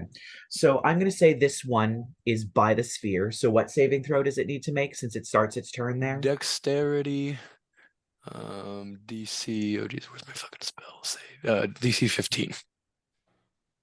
It got an 18 on its dex. Shit. Half So damage. does it not? Oh, it only does half damage. Okay. So that's going to be 11 half to 5. Yes. All right. So surprisingly, it does actually. You see the bits of it begin to glow and smoke begins to come off of it. As clearly the chitinous shell on the outside is the only thing that's metallic and would heat up. It seems to be cooking part of it, but it is going to run up, and it is probably going to, sensing metal but not quite understanding fully that this is enchanted metal, is going to run up to Lovey May. And it is going to attempt to use its antenna. However, because Lovey May is magical, her metal does not rust, and its attack is wasted. Oh, damn. So next up is a second rust monster who is also in range of the sphere. And it got a dirty 20. Oh no. Oh, we did it wrong. It's any creature that ends its turn, not starts. Oh, ends. Okay. Well, then it didn't take any damage. All right. So that one is undamaged now. Anyway, it gets away from the sphere and it's going to come up and it is going to attack. It is going to attack Chauncey. And it only gets one of these. Does an 18 hit you? Yep. All right. Where is my D8? So you take 3 points of piercing damage as this thing chomps onto your leg.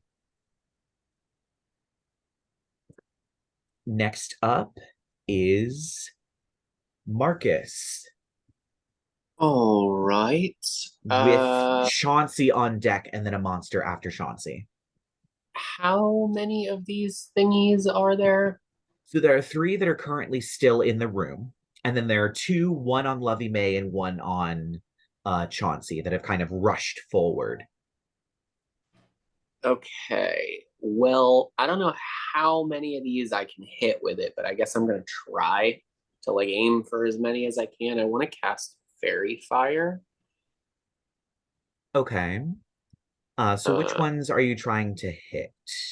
Well, I guess definitely for sure the 2 that, well, no, actually let's hit everything that hasn't moved so far. So the 3 in the middle of the room that are around the flaming sphere.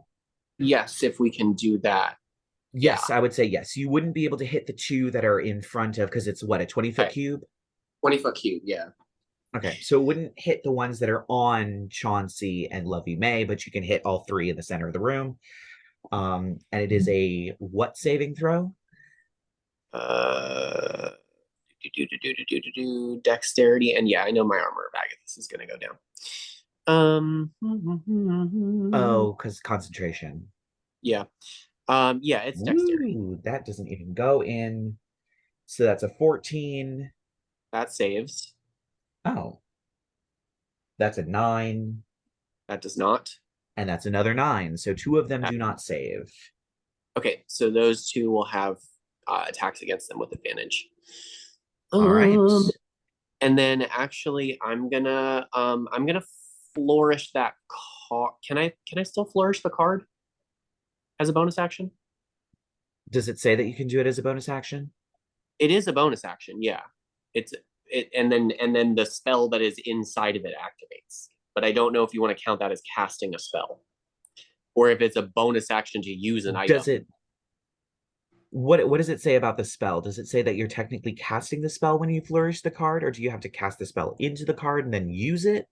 Yes, it's one use of the ability to imbue the card, and then the second use of the ability to flourish the card. And then it says the spell activates. It doesn't say that you cast the spell. Okay, so I'm going to rule anything that words it like that for anybody. Anything that words it in that way, you can double cast.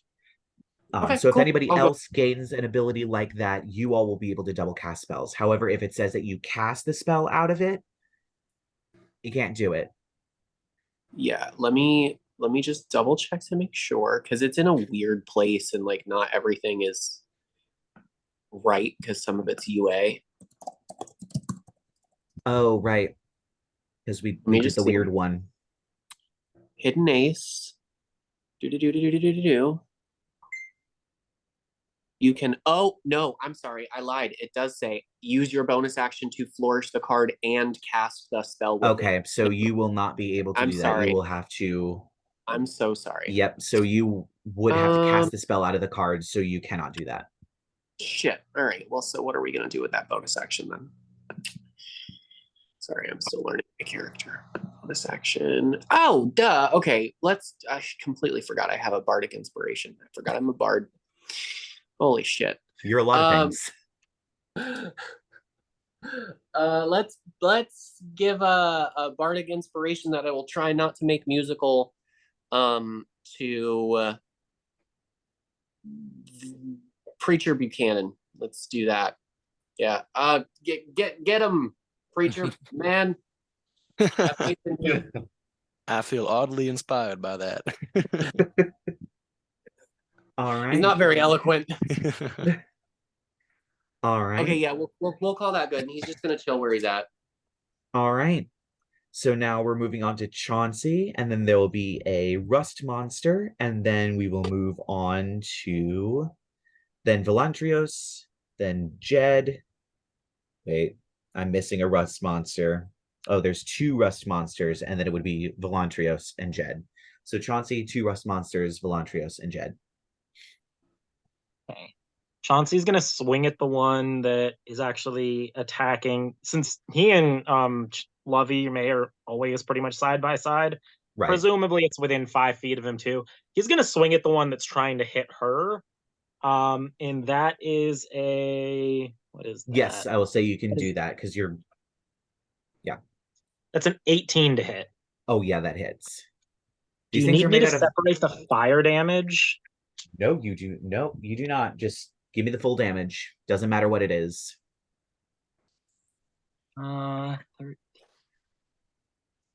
So that's going to be 19 points of bludgeoning mixed with fire damage from this Ooh. maul as I just try to bash its brains in. Holy piss. Yeah, this thing.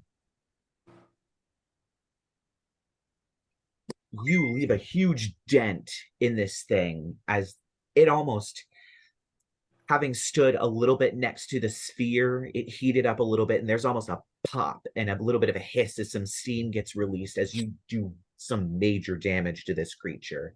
It's like, get away from her, you bitch. To quote one of my favorite movies, as he just hammers it. And you guys watch probably as like the hammer end glows hot orange as he winds up for the swing with like magical symbols and stuff. And it's like, this is obviously not a normal hammer. Right. And it does not rust because it is magical and it is not mundane.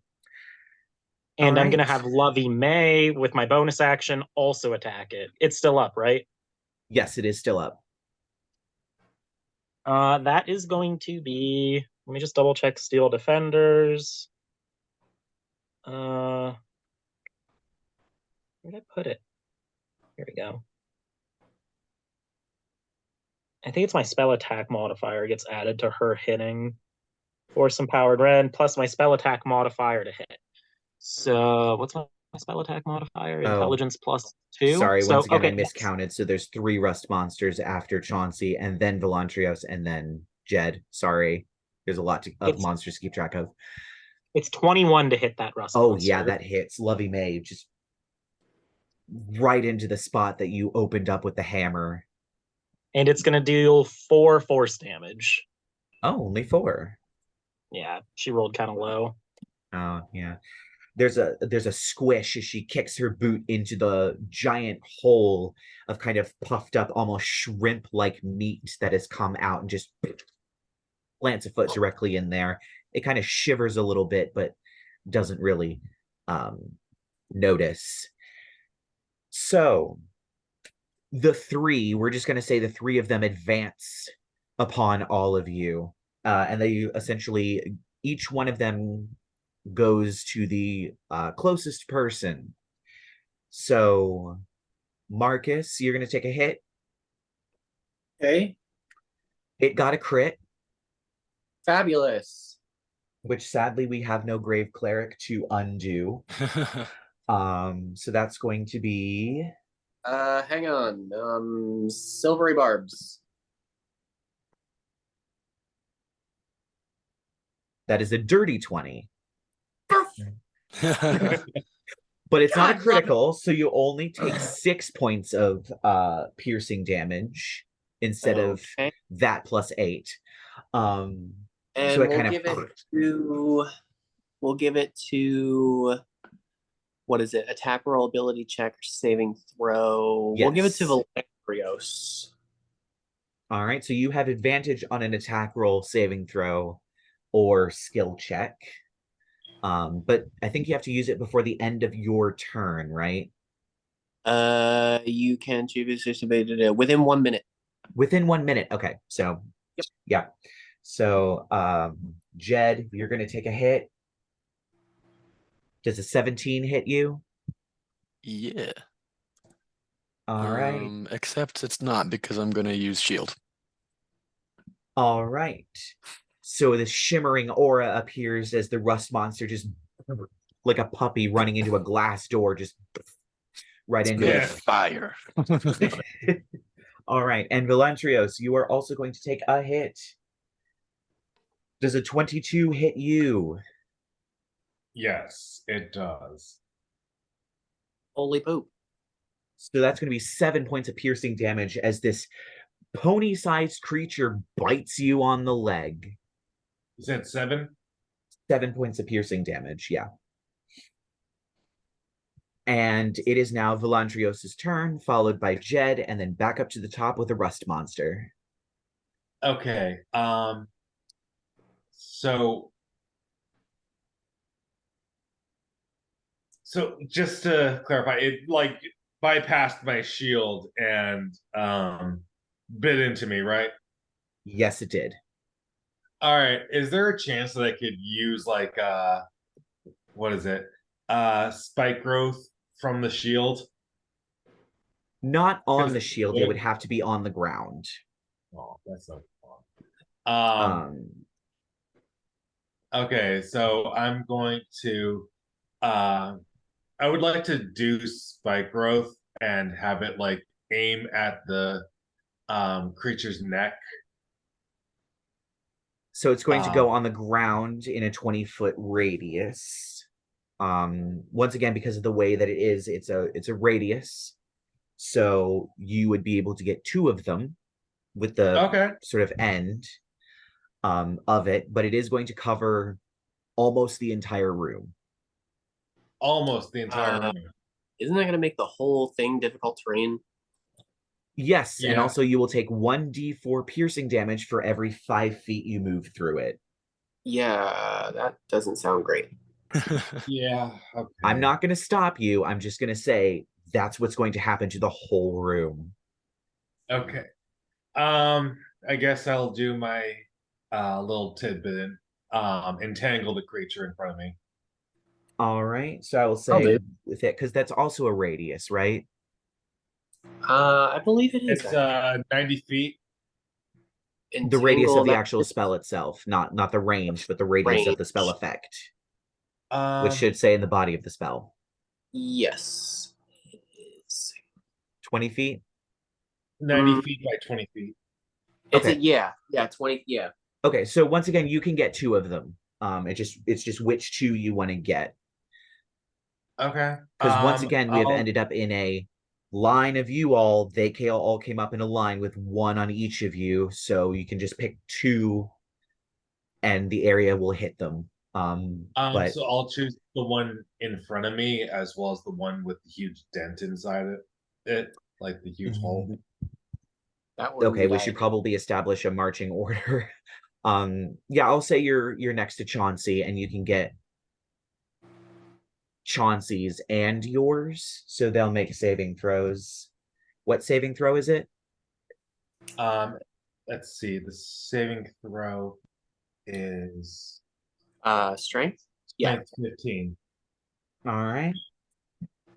So one got an 18, and one got a 4. So the one in front of Chauncey gets entangled by your rose vines. The other one stomps on the ground hurriedly as these vines begin to come up and completely shred them with its toenails, and it is not ensnared. Is there anything else you would like to do with your turn? Let's see. They're rust monsters, so they themselves can't rust, right? Seems like they can't. Okay. Because I was also thinking of like casting Great Water, but that wouldn't work. 1 second. What does Hellish Rebuke do again? You point your finger. That is a reaction, so you would need to be attacked in order for it to activate. I always I think it affects the last creature that deal damage to you when you cast it. Yes, the creature that did damage to you, you then cause it to make a saving throw, and then if it fails, it takes fire damage. Yeah. Okay, but I can't do that now, right? No, you will have to wait until you are attacked and then use your reaction. I always forget that. I guess is Misty Step also a reaction? No, it is a bonus action, and since you cast Ensnare, or Entangle, I should say, it would be 2 leveled spells, so you can't do that. You'd have to cast a cantrip and then Misty Step. Okay, so it looks like that's all I can do. I think. Unless you want to move. Yeah, I guess I can move back. All right, the rust monster will get an attack of opportunity, which it only gets an 8, so it definitely doesn't hit you. You expertly bonk it directly in the face with your shield as you back up. And how far would you like to back up? I don't know. Like I guess 5 feet. All right, you can certainly do that. So you back up a little bit just to get out of melee range. And we are down to Jed. Hell yeah. Guys, so I forgot I could do this with Flaming Sphere before. I want to slam it into the guy in front of me as a bonus action. Oh. Oh, Yeah, right. That's a thing. That would have been a good thing to remember. Yes. Yep, so you float the flaming sphere towards you, and then as it floats, it speeds up and slams downward. Is that an attack roll or a saving throw? It's the same save. Oh, so it has to make a saving throw? Dexterity 15, yeah. Oh. It got a 10, so it's getting bonked. Hell yeah. Come on, Flaming Sphere. All right, it takes 9 fire damage. And if it's possible, I'd like to, if it can be in the area of other things as well, but I'm prioritizing the guy in front of me. I would say the rust monsters on either side, so the so that'll one just be on the end of their turns if they stay in that spot. Yeah, so the one on Marcus and the one that was on Velantrios until he bonked it in the face and backed up would also be affected if they end their turn there. Cool. And then, so it's within 5 feet of me, isn't it? No, if you bonked the creature, unless you're hovering it directly over the rust monster. No, I'm the monsters in 5 feet of me. Yes. Yeah, it's Cool. sphere So monster you. Okay. It ran up to you to melee you. Yeah. Let's do. I guess we'll just do a Sacred Flame on it. So it needs to make another Dex save, DC 15. What do you know? It got exactly a 15. Shit. Nice. It expertly gives a little chitter and leaps to the side as you splash this golden fire across the round before it Your leaps monsters back into place. Okay. All right. And that is all. All right. So we are back up to the top with the first rust monster that's going to attack Lovey May. It's going to get a 19. That'll hit. Oh my god, it gets 9 points of piercing damage as it latches onto Lovey May's leg. Cool. And then the second one is going to attack you. It's going to get a 21. It's got disadvantage. Oh. Lovey May has a reaction that she can use each turn to give something that attacks anyone within 5 feet of her that's not her disadvantage, so. Cool. It got a 4. That's not going to hit Chauncey. No, it will not. And speaking, oh wait, no, it's Marcus's turn. Okay, so what are we doing? Probably not hitting anything with an axe. That means I get my temp HP back. Because of your heroism. Mm-hmm. Yep. So I'm still at full. Oh no, wait, no, I lied. No, I'm not. Anyway. Let's see. So I don't have anything right near me. We've got one on. There is one on you. Oh, there is one on me. Okay. Yeah, there's one on you, and then there's one on either side of you because you're next to Velantrios. No, you're next. No, there's only one because you're next to Jedidiah. And Jedidiah is next to Velantrios, who's next to Chauncey, who's next to Lovey May. Wait a minute. So you have one in front of you and one to your right. I didn't cast heroism. What the hell am I talking about? Oh, I I thought you did. I was going to. That was the card. So actually, That's why you said infusion. I was a little Yeah. confused. So you put it in your card. Okay. let's do that now. So we'll still have that. It's concentration, though. You'll drop fairy fire. It doesn't really seem like we're needing the advantage. These things are not hard to hit. Although I said that about the Apparently- robot dogs and you all nearly died to them. That's true. Fuck it. Okay, we'll save the card. I'm going to Dissonant Whispers, the one in front of me. All right. What saving throw does it need to make? Wisdom, please. Surprisingly, it has wisdom. I don't know how it does. But it gets a 5. Okay. And that'll be 11 points of psychic damage, and it has to move away from me as far as it can. All right. And And you said it was 11 points of psychic damage? Yes. And for flavor, the Dissonant Whispers, Marcus will like shout at it or something like, "Get back, you foul vermin!"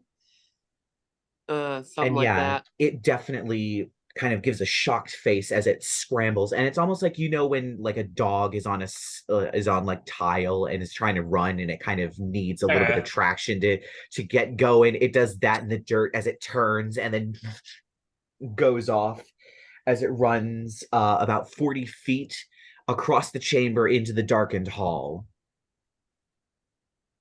And then we're gonna call that good for this go round. Actually, Marcus is just gonna chill, make that thing run away.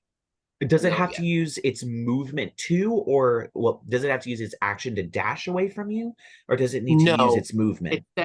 It says it immediately uses its reaction to move as far away from you as possible. Okay, so it would only move 40 feet. Gotcha. Yeah. All right. So that means that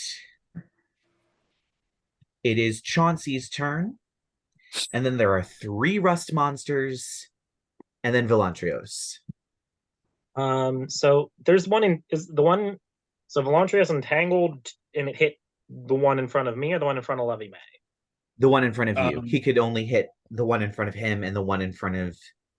If he hit the one in front of you in front of him, he could only hit the one in front of you or the one in front of Jed. And he'd choose to hit the one in front of you. So that one is entangled. Yeah. So I'm gonna swing at that one because I have advantage on the attack roll. Yes. Okay. That's only a 9 to hit. That does not hit. You hit directly on the center of a metal plate, and that hammer just bounces off. I will have Lovey May with my bonus action hit the one in front of her. Is a 19 to hit. That will hit. I was gonna say, you already had advantage from the other thing. Yeah. Oh, I rolled double 3s on that. That's why it only was a 9 to hit. Oh, no. nice. Yeah. It's going to take 7 points of force damage, the one in front of her. All right. That is fun. This thing is looking real rough. I think it's funny how the hammer didn't hit, but the doll did. All right. Yep. So that was Chauncey's turn. And now it is the 3 monsters, 2 of them. One is going to... Actually, since Velantrios moved away, and Jed was the one that does damage, that means, Jed, you're getting attacked twice. Well, first one rolled a natural 1, so it once again smashes face first into your shield that's still up. Does a 22 hit you? Yes. All right, so somehow it bashes its way through the shield, and you take 7 points of piercing damage. Now, does Dissonant Whispers end the moment? Is it like an instantaneous thing, or does it keep the creature away? Nope, it's instant. All right. So this other one, it's gonna run 40 feet right back. And this thing is a very simple creature. It understands that you scared it, but now it is not scared of you anymore. And so it is going to go straight to attack you, Marcus. Okay. What have we got here? We gotta have something. It only rolled a 10. I got So shit, as it comes but charging fine. towards you, you see it coming from a mile away, and you just put your foot up, and it runs face first into your foot and does Nice. no damage. Cheers, I'll take it. I'll take the win. So now it is Velantrios' turn. You did step back 5 feet from this creature, and it did shift over to Jed, so it is attacking Jed. You watched it run face first into his shield. And don't forget, you do still have a bardic inspiration you may use at some point. No, he has a silvery barbs. Silvery Jed barbs. is the one with the bardic inspiration. Yes, So that silvery means barb. so Jed will have a die that he rolls to add to his thing. Yep. You can just straight up say, I get advantage, and then you lose that Yes. thing. Yep. Okay. Just a heads up. I would really like to see what a certain item can do and work for me. I want to use my rusty bag of tricks. All right. Hey. Let me see what die you're rolling as you reach into it and grab out a small wicker ball that is kind of fuzzy, and you chuck it. Let me see what you need to roll for it. Where It's a is D8. it? All right. Roll me a D8. The D8 is just the regular die, right? Yes, you're not adding anything to it because it's not damage. It's just what creature pops out. No, he's The asking D8's what the shape it diamond is. shaped one. No, Oh, Yeah. yes. yeah, I did. Yeah. So it is a 7, which I believe is a tiger. No, it is a lion. Close, but no cigar. Potato.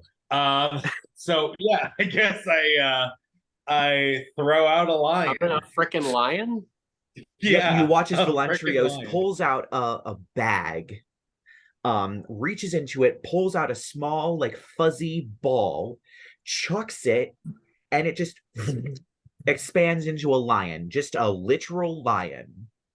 like roars and everything. Cool. All right. So the way we do summons is unless it says otherwise, the summon goes immediately at the end of your turn. So do you have the 5e stat block for a lion up? Sorry, repeat that again. You Just have the Google. stat block for a lion. You can just Google No.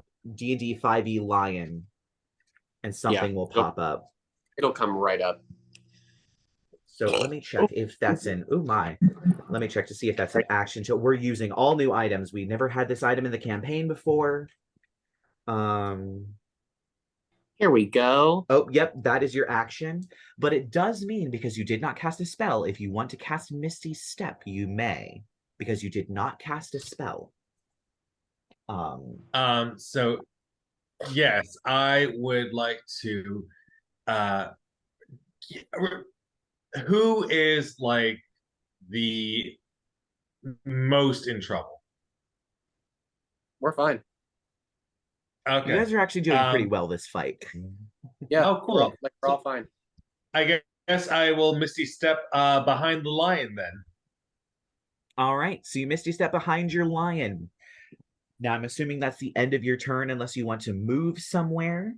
So now that you have your lion, which I'm also going to pull up just so that I can at least somewhat keep track of.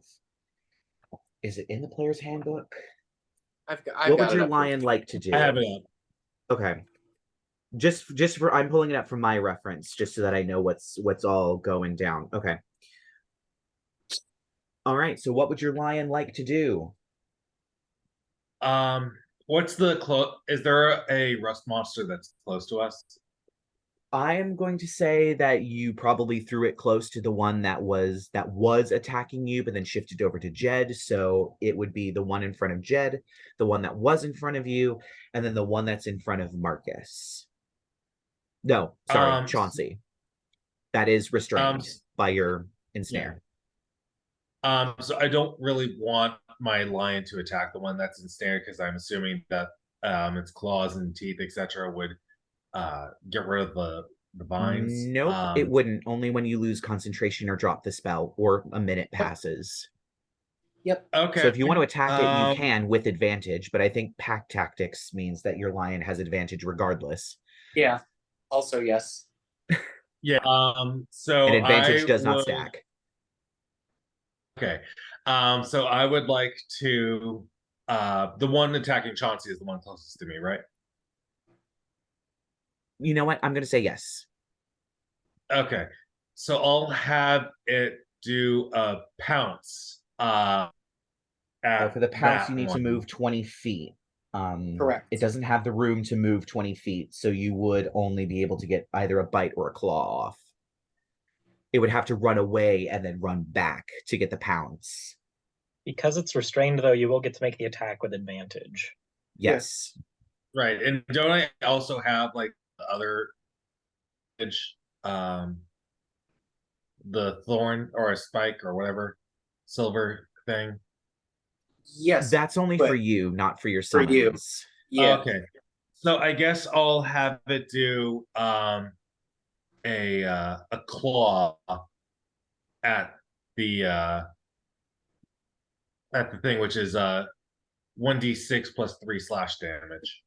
Roll the hit roll first. And with advantage to roll twice and take the higher number. Okay. I hate my computer sometimes. So 1d6. Nope, you're rolling your d20. D20. Oh, my d20. Sorry. Yeah, because you're rolling to attack. Yep. So it's 12. Plus modifier. Lying plus 5.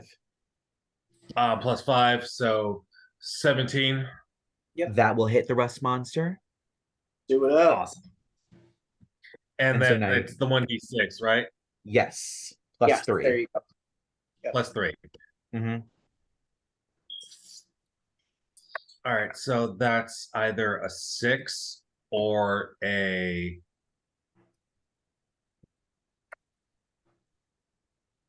4. So I'm gonna do the 6 damage. Well, you rolled 6 first. You don't roll damage with advantage. You only roll the attack roll with advantage. The damage is just the 1d6. Yep. So since you rolled the 6 first, we're taking the 6. That's pretty good. So yeah, that's going to be 9 points of damage to this thing. So yeah, pretty good. Which one was it? It was this one. So since it's ensnared, that one was undamaged. The ensnared one was undamaged. So you've done damage to it, and it is, oh boy. All right. So then, since you did all of that, we're going to move to Jedidiah. You now have 2 of these rust monsters on you. You just saw Velantrios throw out a lion and then teleport behind it, and then the lion claw the crap out of one of the rust monsters there. So that's a surprise. Also, I believe 3 of the rust monsters ended their turn in my flaming sphere. Yes, they did. It did.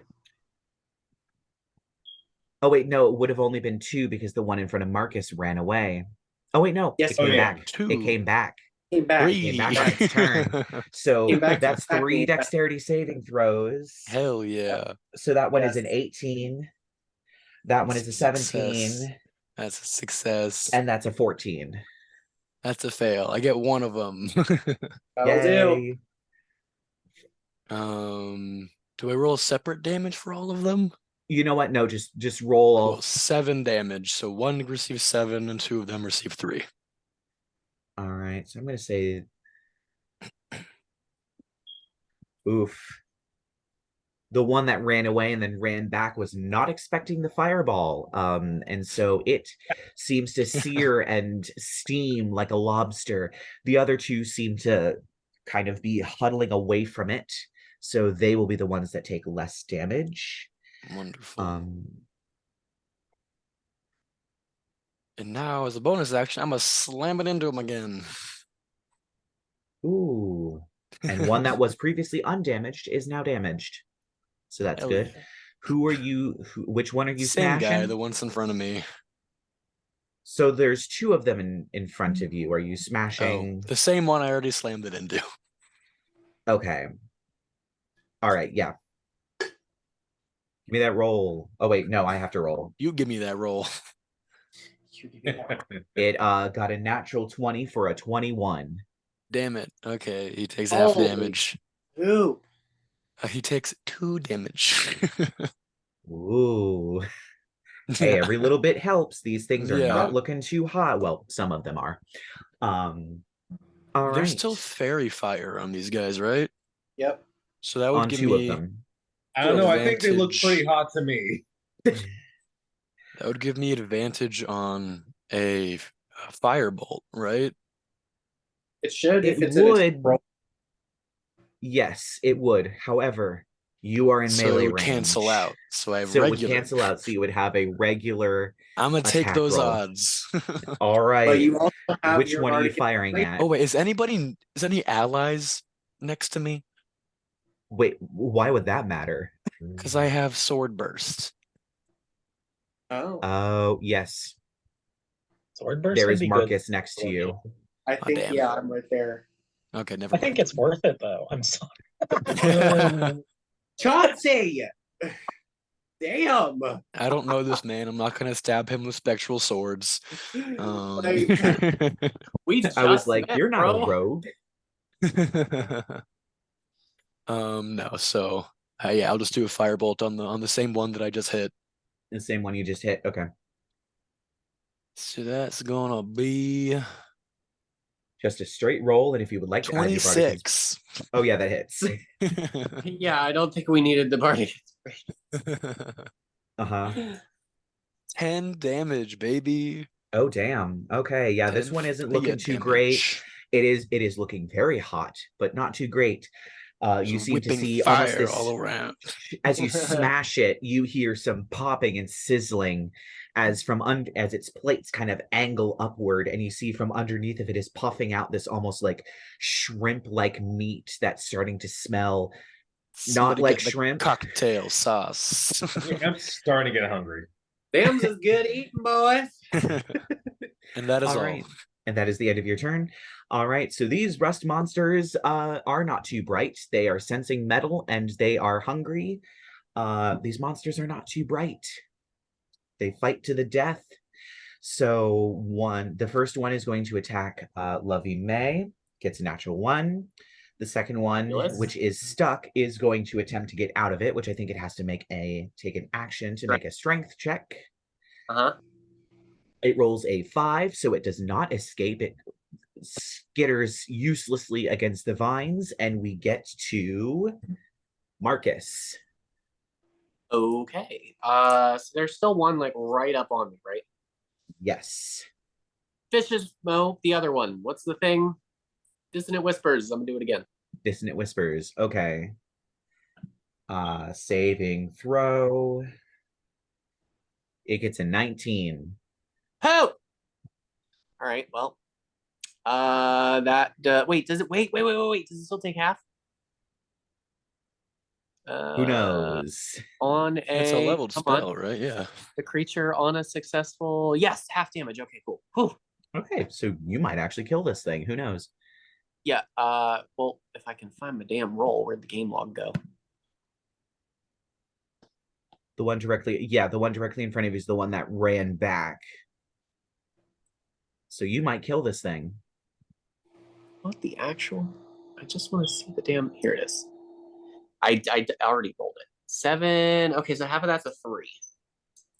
Oh, no, never mind. You don't kill it. That's all right. It does shriek and shake its head violently, but it resists the temptation to run away. It is hungry for metal, and it senses it. All right. And bonus action, I don't think we're gonna do anything with. So yeah, we'll call that good. All right. Chauncey, there is one tied up in front of you, and there is one in front of Lovey May. What would you like to do? We're gonna swing at the one tied up in front of me again. Okay, that's much better. That is gonna be a 23 to hit that one. Oh, yeah, that hits. As you bring your hammer down on it. That's 17 points of bludgeoning mixed with fire damage. Checking 17, you said? Yep. Ooh. You bring it down and you crush this thing. It is still alive, barely trying to keep itself up as you've dented half its head in. One of its eyes has darkened. It's not doing too well, but it is very hot, and there is more shrimp-like meat puffing out from between its chitinous shell. I'm gonna also Lovey May bonus action attack on the one in front of her. That's a 22 to hit. Yep, that hits. That one's gonna be taking 9 points of force damage. And with that, she caves its head in with a single kick, almost pushing its head directly back into its body where it looks headless, skittering for a moment before falling down to the ground. That one is dead. Yay. I think we'll have her move. Is anybody to my if she was to my right and we just dealt with that one, is anybody to my left? Yes. It was Velantrios, but he teleported behind his lion that is attacking the one that is in front of Jedidiah. So there's like an empty space where Velantrios once was, and then there's Jedidiah, and then there's Marcus. Okay. But currently there are two on Jedidiah. We'll have Lovey May. Let me just double check if I can have her use her the range of her reaction. What's her reaction? Okay, yeah, so she's gonna pretty much circle around, so she's on the other side, or I mean, she doesn't have to circle around. She's a crazy combat robot. She just does some weird thing where she delicately places a hand on Chauncey's shoulder and then just flips over him and lands on the other side. Yep, right in the space that Velantrios was in. Yeah, so she plops there. So now she's within 5 feet of the two that are on top of Jed, and that's her movement. And Chauncey's kind of looking over there a little bit too, and that's all we're gonna do. All right. So one of them is going to, since there's the three of them, one of them is going to attack Jed. And only gets an 11, so that obviously doesn't hit. One of them is going to turn around because there is now a lion. And it's going to attack the lion. So that's a 21 to hit the lion. I think that would do. Probably. It has an armor class of 12. Yes, so it hits the lion. So the lion is going to take only 4 points of piercing damage as it bites at the lion's face.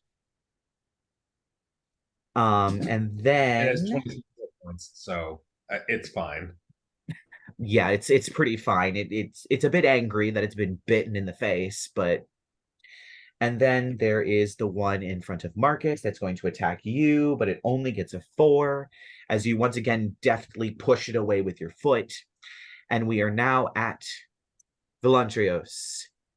What would you like to do? There's still your one that's tied up. There's the two turn in my flaming sphere.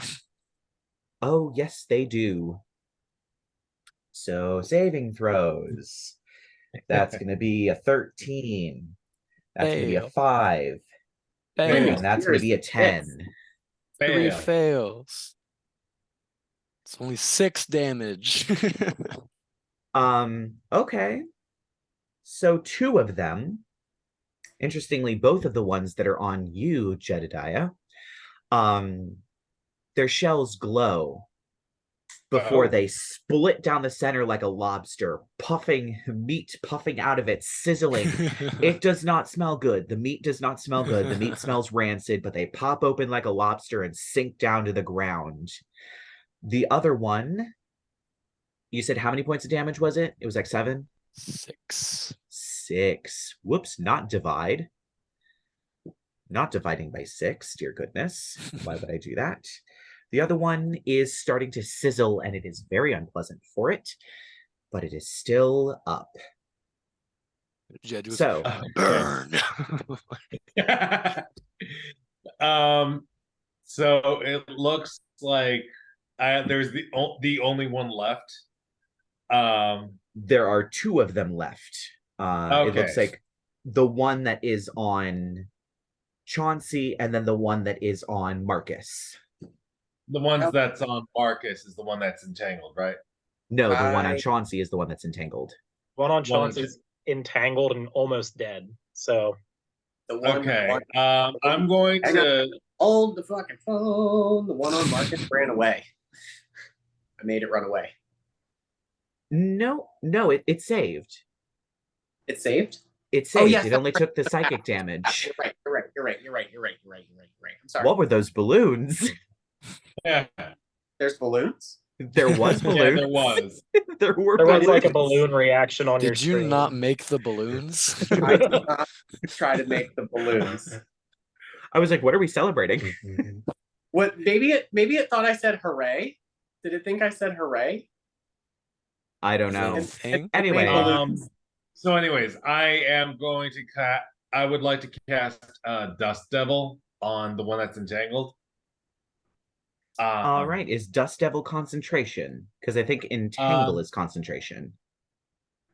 Duration. I'm not sure. It doesn't say. I don't see concentration. It would say if it was. It is. I do not have the proper book to hand. Concentration up to 1 minute. Okay, so your Entangle would go down. That's fine. It's gonna die soon anyways. Okay, so this thing shakes a little bit as the vines unravel and turn to dust. As dust whirls into a small tornado as you cast Dust Devil. What does Dust Devil do? It choose an unoccupied 5-foot cube. Any creature that ends its turn within 5 feet of the Dust Devil must make a strength saving throw. On a failed save, the creature takes 1d8 bludgeoning damage and is pushed 10 feet away. All right. So that'll happen on its turn. Is there anything else you would like to do with your turn before we move on to your lion? No, that's it. All right. So now what would your lion like to do? It is on the one that is in front of Chauncey that just got unentangled. Yeah, so it's going to do a bite, which is 1d8 plus 3 piercing damage. All right, roll to attack. That's the 20, right? Yep. Yay, I'm learning. Let's see. It is going to be a 3 plus esto calor. 3 plus 3, so 6. Nope. It bites down on this creature, but the metallic chitin, it scratches against its teeth and it lets go. So it does not successfully attack. All right.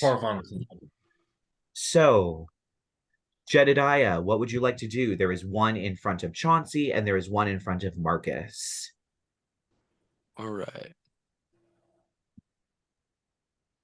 I guess I'll start by slamming my sphere into the one in front of Marcus.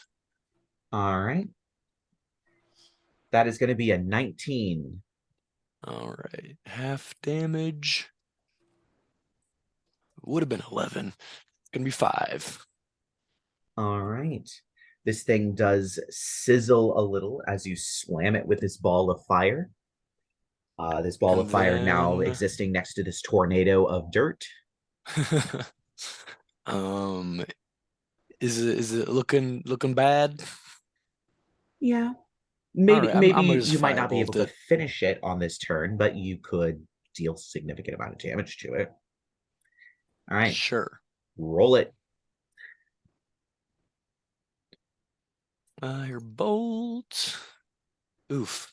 9. You send the fire bolt, and the wind around the dirt kind of extinguishes it a little bit right before it hits, and I'm you do rolling not so hit. low. I know, don't you miss Percy? I know. Right. All right. So it is actually no, it is not back up to the top. Oh, yep, it is back up to the top with one of the rust monsters, the rust monster that is in front of Chauncey. Rolled crappy, so it does not bite you. And now it is Marcus's turn. Yay. Okay. Let's see what else we're going to do here. I've still got one in front of me, so Yes, but it also has a dust devil and a fireball on it. okay, so let's maybe do the other one. Smart choice. Yeah. Let's go with the other one, and we'll just do a vicious mockery. I'll just call it a wretched, dirty dog curve, just die. Yeah, and yeah, that's a wisdom save as well. Oh, I was kind of hoping it was a charisma save, but it gets a 17. Well, yep, that save. It just turns and stares at you a bit weirdly as you're Yep. yelling directly at it. It doesn't really understand what you're saying. Well, yeah. Let's see. That's my action. I don't think I have any bonus action stuff left. Nope. That's a lie. I do, but I'm gonna save that. So yeah, we're gonna chill. All right. Chauncey, there's one in front of you, and then there is one in front of Marcus that also has a dust devil and a fireball on it. Okay. The one in front of me is no longer entangled, right? Right. Right. Is there anything with the dust devil that's happening to it, or am I back to just regular attack on it? You can regular attack on it. It's at the end of its turn, end of that creature's turn, something will happen to it. Okay. Also, I did my math wrong earlier. Gotta love it. New character. Yay. Right. Okay, so I'm just gonna, I guess, swing at the one in front of me. Cool. So that's a 16 to hit. That hits. Also, I feel the need to say there like gravel or rocks like on the floor. Yes. Okay, There are 'cause the definitely Dust Devil- chunks. Yeah, because the dust devil like sucks that up and it acts as debris. Yes. There's definitely enough to create a dust devil out of little bits of gravel and debris on the floor. Well, no, the dust devil itself is like a elemental force of wind, but it's on like terrain or whatever. It sucks up the terrain and adds to the dust devil. Oh. All right. Does that like do additional? Never mind. It says it right here.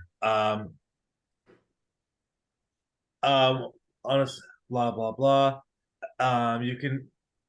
The dust devil moves over sand, dust, loose dirt, or small gravel. It sucks up the material and forms a 10-foot radius cloud of debris around itself that lasts until the start of your next turn. The cloud heavily obscures its area. Oh, so it only obscures, it doesn't deal extra damage. Okay, but that's kind of neat though. So you can't really, Marcus, I guess you can't really see the rust monster in front of you because there's a cloud of gravel Right. hurling around it. So how much damage did you get? Did I get Chauncey? Yes, because I believe 17 damage. 17 damage.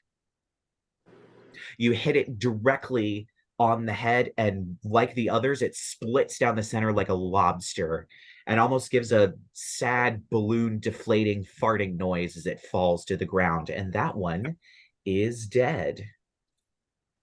Okay, so there's one more left, right? There is one more left. And it's in a Dust Devil. It is in a Dust Devil with a fireball on it. Let me see. At this point, I just feel kind of bad for it. I'm just gonna try to have Lovey Man. I don't want her to attack it, but then she'll get in the dust. She'll get in the Dust Devil and Yeah, Dorothy situation. Yeah, we don't really need that know right what? now. I'm good. We killed two of them. Lovey May is going to use her action to repair herself.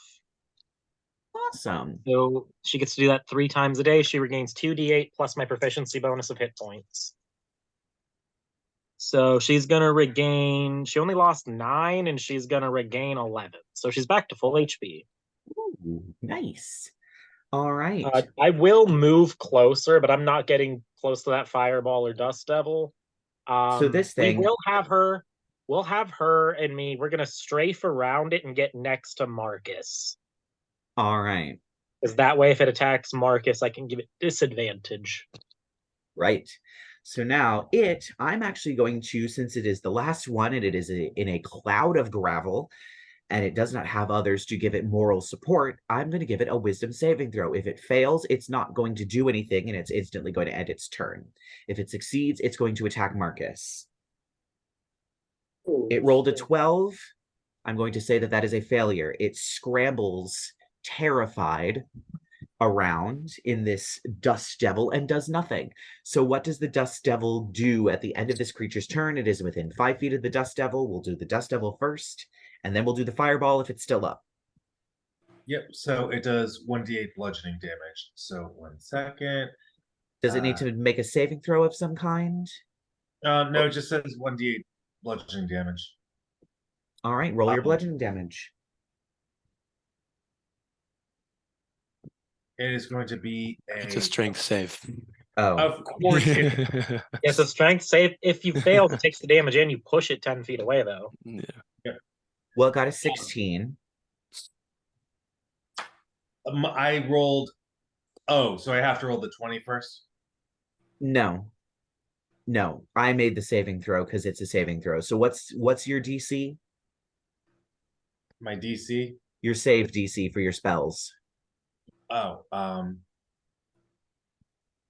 armor. Which I think is technically at +1 because of your moonsicle. So I'm not sure where to look at that. It'll be right at the top of your spells. It'll say save DC. Or no, it'll say spell save. Okay, here we go. Just go all the way up. So proficiency, armor, walking, initiative. Go to your spells list. I'm at my spells list. Oh, there it is. Modifier saving DC is 15. Yeah, there you go. So that would be at a +1 because of the moonsicle. It rolled. Oh, it got a 16. So it meets it. So it takes half damage, but is not pushed. So roll the damage, and then we'll divide it in half, and it'll take that amount. It's the D6, 1d6. Yep. 1d8. Oh, 1d8. Okay, roll the d8. Sorry, 1d8. So it's a 6. So it'll take 3 damage as these rocks batter it, and this elemental force whips dust in its face. And so then it also has to make a dexterity saving throw against the flaming sphere. It only got a 5. It was more concerned about getting out of the way of the gravel than it was of getting out of the way of the giant ball of fire that it can barely see. I'm so low on damage. It takes 4 damage. Oh my goodness. So it is still somehow up and terrified. So we move on from it to Velantrios. Yay. It is still alive in your dust devil. As the gravel drops away, it is no longer obscured. You still see the dust devil whirling around, but you can now see the thing. What would you like to do? It would still do the damage, right? At the end of its turn, it would still do the damage. Yes, it's just it doesn't obscure the view anymore because it's no longer moving and it drops all the gravel, but it's still there. Let's see. I will do. Ooh, I wonder what would happen to the Dust Devil if I did create water. It might whirl around in the Dust Devil, but it wouldn't really do anything. Yeah. Okay. It would make the rust monster wet, but I don't really see the advantage to making the rust monster wet. I will say that. Let's see if I did. So if I did the entangle again, it would get rid of the Dust Devil because that's also a focus. Yes, it would. Yes. Sorry, I got like all these rolls in the way. There we go. 1 second. You do have cantrips you can use. Yeah, I'm looking at that right now. I would like to cast Infestation. All right, you can certainly cast Infestation. What kind of saving throw is it? It is a Constitution saving throw of 15. That's cool, yeah. It got a 4. Yay! So that means roll damage. It's a 1d6 necrotic damage. So 1d6. There we go. Roll. 4. Ooh, this thing is not looking too good, and I believe I'm going to have to roll for the direction that it runs. So 1 would be forward. So I guess it runs away towards the other side of the wall. It's going to run perpendicularly along the group of you. However, since it is forced movement, it doesn't evoke attacks of opportunity, and it only moves 10 feet or 5 feet.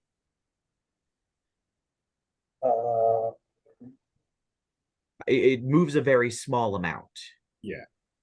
Does it move 10 feet or 5 feet? Because that may make a difference in its placement.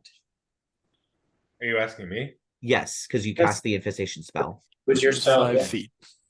5 feet? Yep. Let's see. Casting time, Constitution. Yeah, it moves 5 feet in a random direction if it can move and its speed is at least 5 feet. Roll a d4 for the direction. And I already did, so it moves away. It does move away from the Dust Devil, but it moves instead of in front of Marcus, it moves in front of Chauncey. And so that, would you like to do anything else with your turn before we move on to your lion? So I'm pretty sure I'm all set with that. All right. And then for my lion, how close or far away is it? It would not get a pounce. It would have to, it's probably about 10 feet. All right, 1 second. So it could move 10 feet over, but it would not get a pounce. So it's 10 feet away, right? Yes. So I would have it move 5 feet close to it, and then use the bite. All right, roll the attack.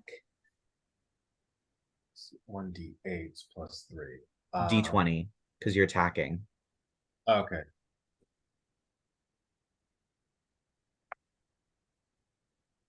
So it's 14 plus my initiative, right? Or no, it would be plus its strength. It should say on the attack. It's a plus. Yeah, it's a so the strength is it's 5 plus 3.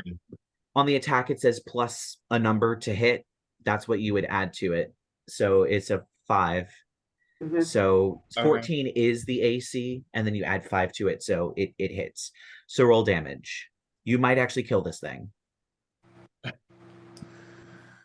So I 1d8 plus 3.